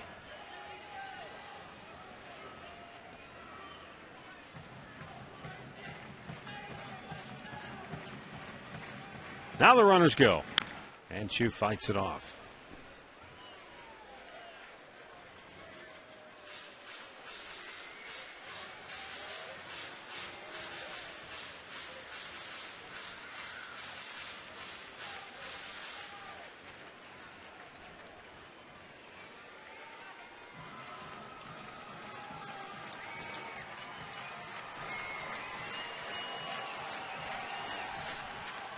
Again, the runners are off. It's a close pitch. It's called a ball, and the bases are loaded. Chu has walked for the second time tonight. Grudzelanek down to second. Crow to third, and with 2 down, Travis Hafner will have a chance now to really poke a hole in this ball game. Indians up by a run, but a base hit here would really do some serious damage to the Royals' rally hopes, with Kerry Wood warming in the bullpen. Well, that's what they did a couple times on the road. Guys got, Redmond was one. They got base hits and took save opportunities away from Wood, remember? Once in Kansas City, once in Baltimore. Hafner fouls it over into the Royal dugout.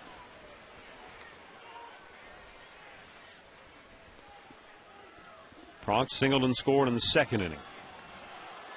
And then he drove in the go-ahead run in the 7th. 6 of those slams came in 1 year for Hafner.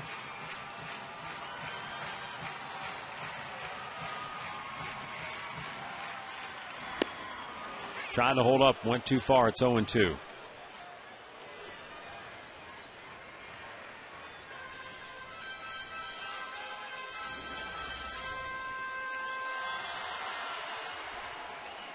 Yeah, good breaking ball, and you see he just could not hold up.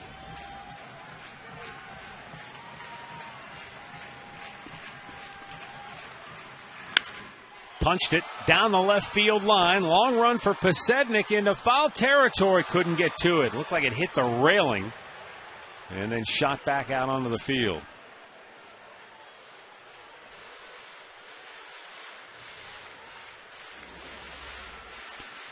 Yeah, as you see that ball slicing off the left-hander's bat, it's exactly what it does. It does hit the railing, ricochets back into fair territory.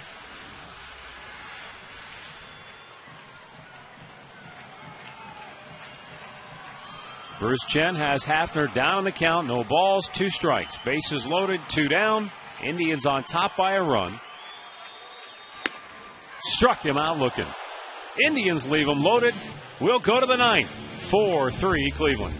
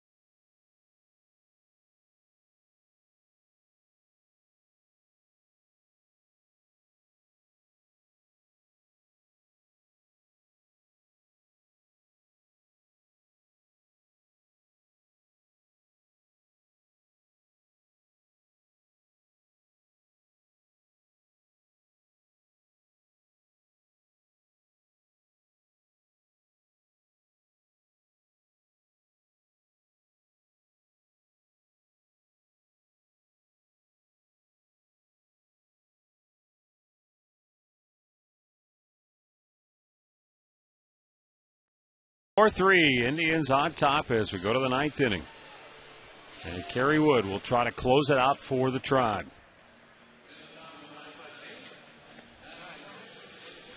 And for the Kansas City Royals, it will be Mike Aviles, David DeJesus, and Billy Butler.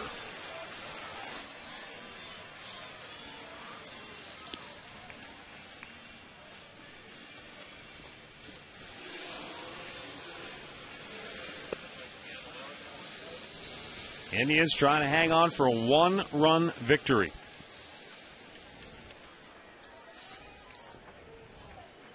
Well, they're 3-4 in 1-run games. As you mentioned, they played almost the fewest at 7. But Kerry Wood's going to have to go through the heart of the lineup.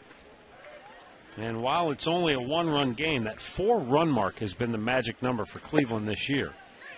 When they score 4 or more, they're 13-5.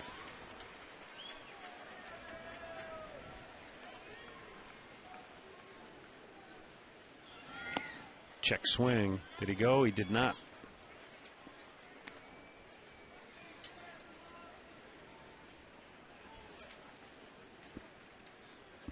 Aviles started off 2 for his first 2. 0 for his last 2 since then.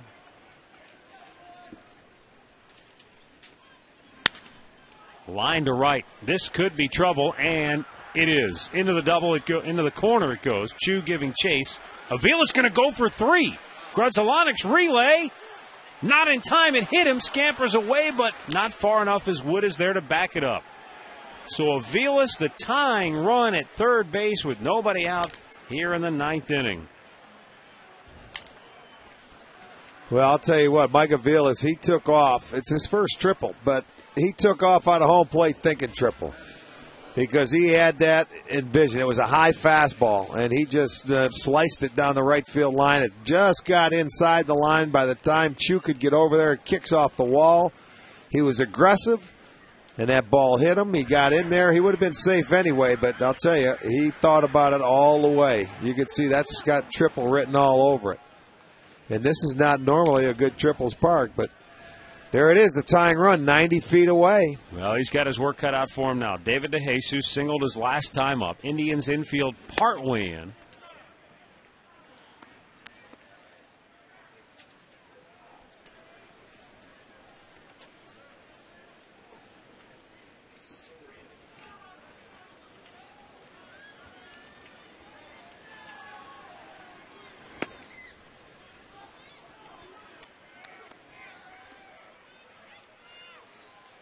Two balls, no strikes to count here on DeJesus.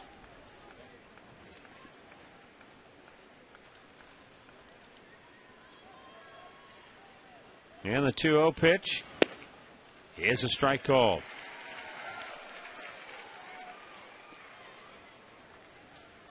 The Royals trying to cash in with a runner in scoring position. It's been a struggle. They're 2 for 14 tonight. They have had opportunities throughout the game. That's the one reason they've only scored 3 times to this point. Slow chopper. Woods got it. No play anywhere. Well, that was a great effort. Great effort. He didn't know the guy was going or third or not. He was not running. But he doesn't have eyes behind his head, so he wanted to get up, look to third, and look him back and throw it to first. But when he did that to get up, he dropped the ball out of his glove. Great effort. He jammed him. Great pitch. And here comes Brandon. Nobody would have been at first anyway. Mm-hmm. So they wouldn't have got him anyway. Right. It doesn't matter. Here comes They're not expecting him to make that play. No, they're not. He comes in and he dives. They were coming to get the baseball. But good effort to stop the ball. It goes as an infield single. And now Billy Butler, 0 for 3 tonight. He hit into a double play in the first inning.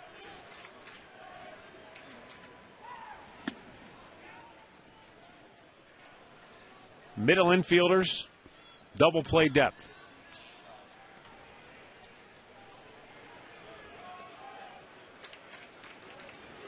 They'll turn 2 here in the middle and let the tying run score. But you almost have to. You got to, he's hit into 11 of them this year. As a matter of fact, it would have had another one, except Chris Perez did not make the throw to second base. Lou does a nice job blocking that one. Doesn't let the runner at first advance, because then that would take the double play away.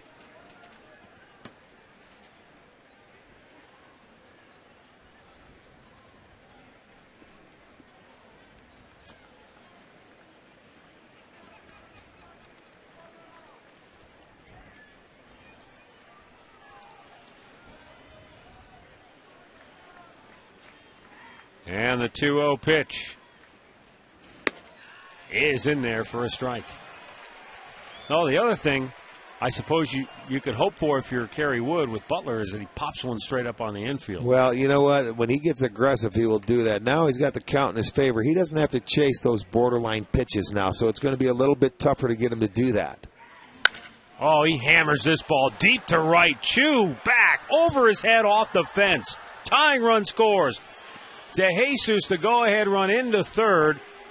And 3 straight hits to open the 9th for Kansas City. A triple, an infield single, and now an RBI double.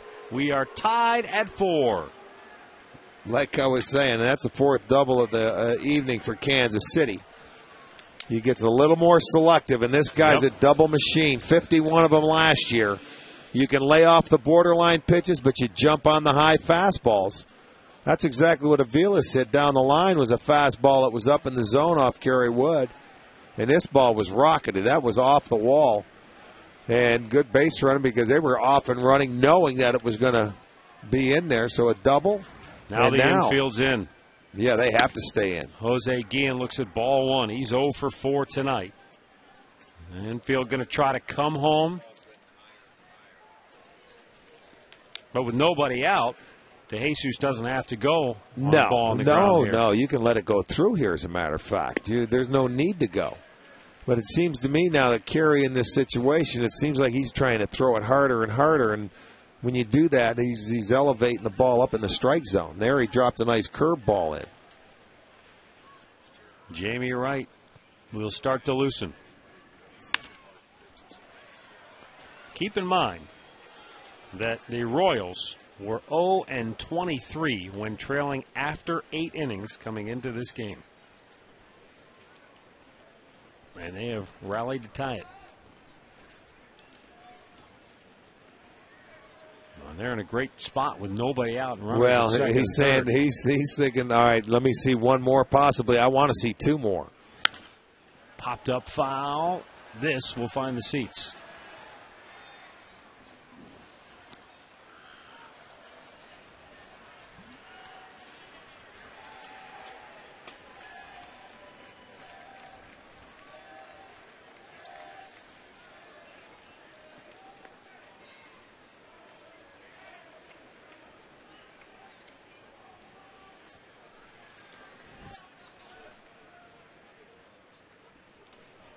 Guillen pops it up, back into the seats it goes. Heads up, just above.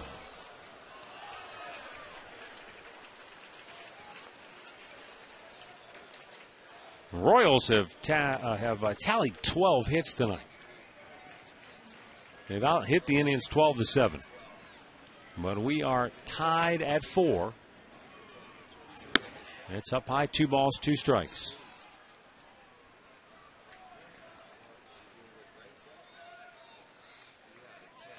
No such drama in New York tonight, where Tampa Bay is tattooing New York 10-2.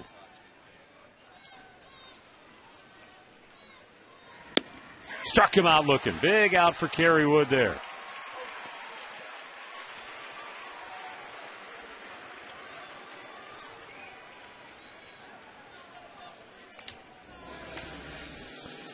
Comes back here and throws a nasty slider right there on the black at the knees, and you're not going to hit that.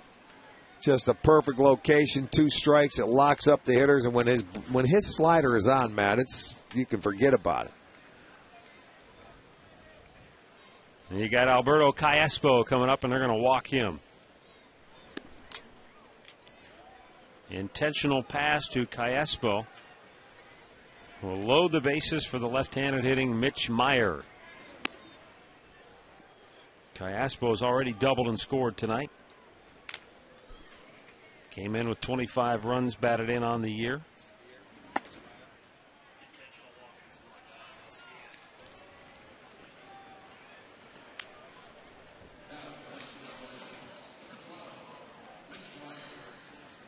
So Mitch Meyer, in a tie game, Royals have the bases loaded and 1 out. Meyer struck out in the 2nd inning, singled to left in the 4th. He doubled in a run to left in the 6th, and then flied out the left in the 8th. Well, in the middle of the infield, they're going to go for 2 if it's a hard 1-hopper. If it's not, they may end up coming to home plate. Remember, for Marson, all he has to do is step on the plate. Kansas City looking for a ball they can drive. The Indians looking for a ground ball they can turn.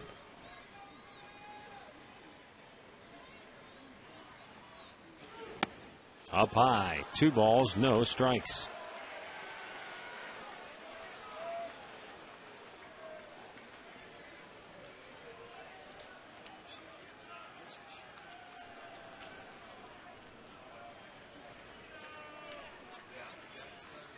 Jamie Wright heating up in the Tribe bullpen. Kerry Wood has already made 24 pitches here in this 9th inning.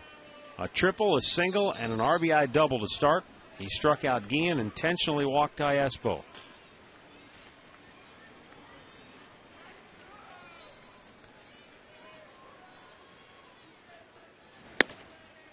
And it's 3-0, and now we're in trouble. Well, now you really get selective as a hitter. You don't swing. You don't have to swing. People are saying, oh, you give him the green light. No, he can't find the strike zone. You keep more pressure on him, make him throw 3 in a row.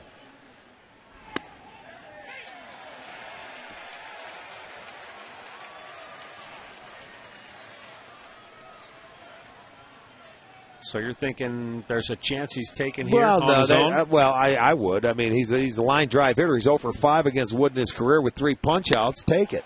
Ball 4. Royals take the lead. Mitch Meyer gets his 15th RBI on the year. His 16th RBI on the year, his second of the night.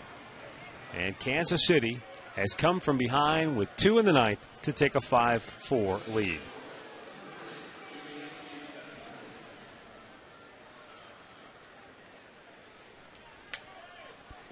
And now Unieski Betancourt, 0 for 4, will be the batter.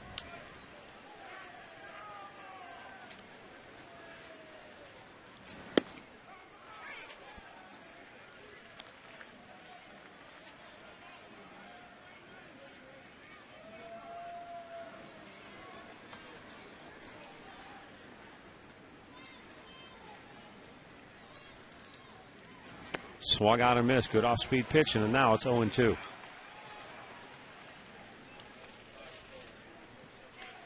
Joaquim Soria warming in the Kansas City bullpen. Quite a turn of events here where the Indians had a 4-3 lead. But 2 for the Royals, and they're still batting with the bases loaded and only 1 out. And now leading at 5-4. And a drive to center. Crow back over his head. Here we go. The carousel is a-turning. Butler scores. Guillen scores. On his heels is Meyer. A bases clearing 3-run double for Unieski Betancourt as Butler, Callaspo, and Meyer all come home to score. It's a 5-run ninth for Kansas City. Another high fastball. Everything has been belled high for Kerry Wood tonight. I mean, the strikeout he got, he threw a nasty breaking ball. But I'll tell you what, living up there, those guys love the fastball. And they have jumped all over Kerry Wood. We've got a timeout. It's now 8-4 Royals.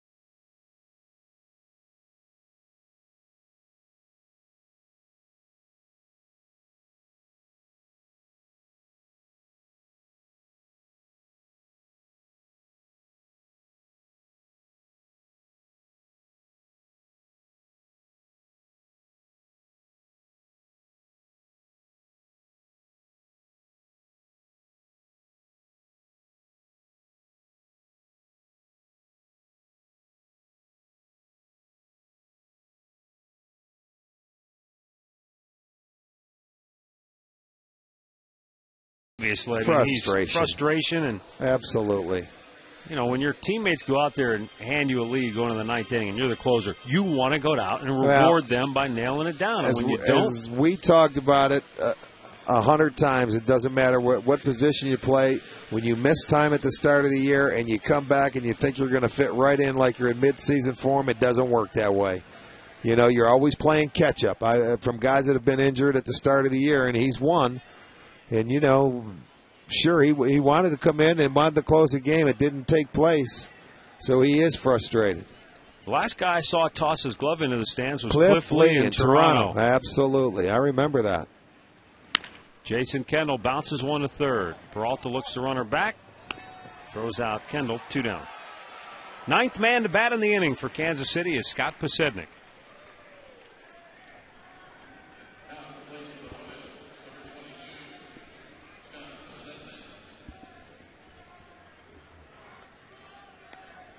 Well, on the last road trip, the Indians were shut out going into the 9th inning, down 2-0, and they scored 8 runs to beat Baltimore.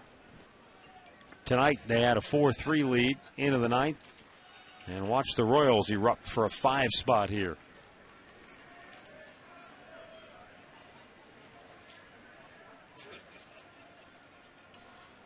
Jamie Wright goes at him with a fastball strike to Scott Posednik, who is 1 for 4.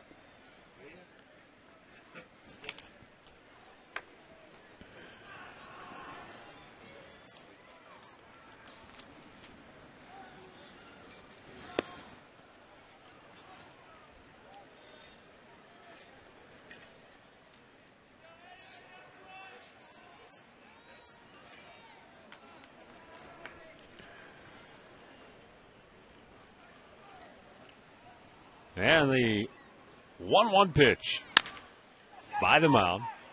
Hard charging Grudzielanek throws off balance, got him, inning over. The Royals come up with a 5 spot in the 9th. They lead it 8-4.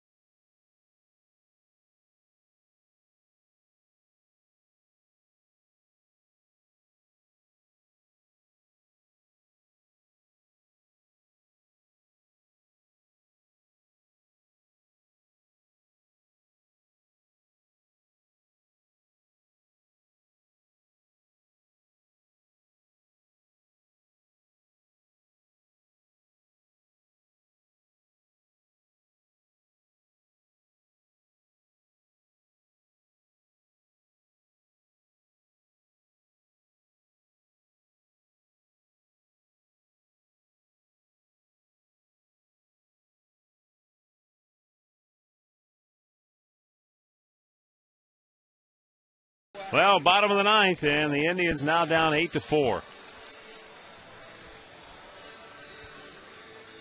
And Bruce Chen staying on. Not a save situation anymore. I'm sure Joaquin Soria will stay loose down there just in case. But you got to figure if you're Ned Yost, the Royals manager, with a 12 o'clock game tomorrow, if you can save Soria in case you need him tomorrow, you save him. Well, you're out of the save situation. There's no big deal. You can send Chen back out there, and, you know, he's ready if you happen to need him. 1-1 pitch. One thing all managers know, no such thing as a sure thing. Not until you get the 27th out.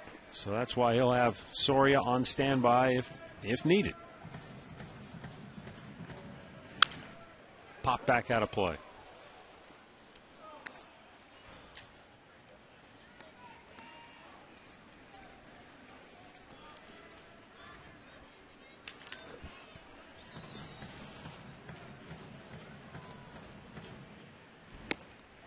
And he's out looking. Second strikeout for Bruce Chen. One down here in the 9th. And I'll tell you what, Austin Kearns will not be sending Fielden Colbert a birthday card this year. Not happy with the strikeout call there. One down here in the 9th. And Russell Brandon 0 for 2. He has walked twice and scored a run.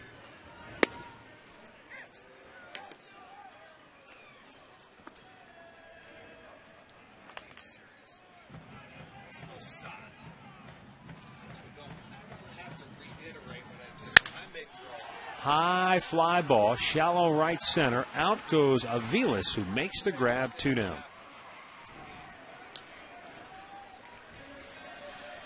Well, if you've got the stomach for it, stay tuned to the Conrad's Tire Express and Total Car Care post-game show. We'll go back and look at how this one deteriorated for the Indians, and we'll get you set up for tomorrow's 12 o'clock game here at Progressive Field.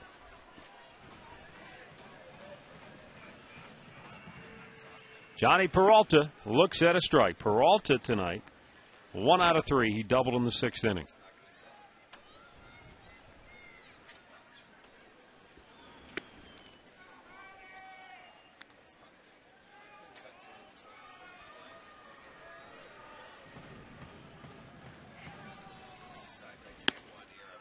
Swung on and missed. He chased one up high.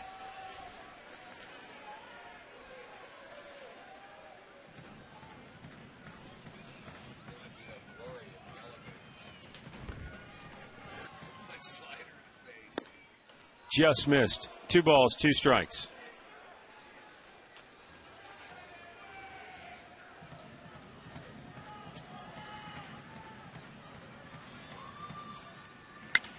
Johnny yanks it foul, and he'll live to see another pitch.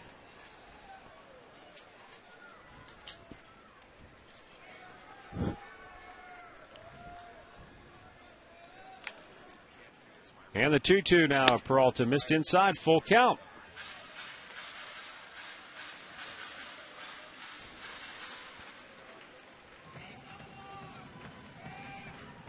Payoff pitch.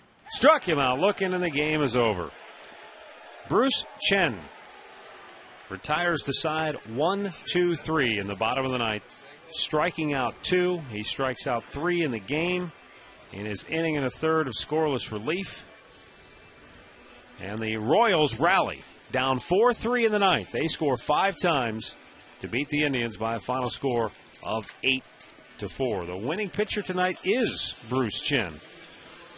And for him, that's his first win of the year against no losses. The losing pitcher is Kerry Wood. He's now 0-2. With that win, the Royals are now 16-25 on the year. Kansas City moves a half game ahead of the Indians. Tribe drops into last place in the Central. They are now 15-23 on the year. Time now for tonight's play of the game, brought to you by KeyBank, banking home of your Cleveland Indians. Well, you go to the 9th inning, and this one, you started off the inning. It was hooking foul, does not. It stays fair, gets down into that corner, and good hustle by Micah Beal as he gets all the way to third base. And he's able to beat that throw in. It deflects off him, and that was the start of a huge inning for Kansas City. That's going to be our key play of the game.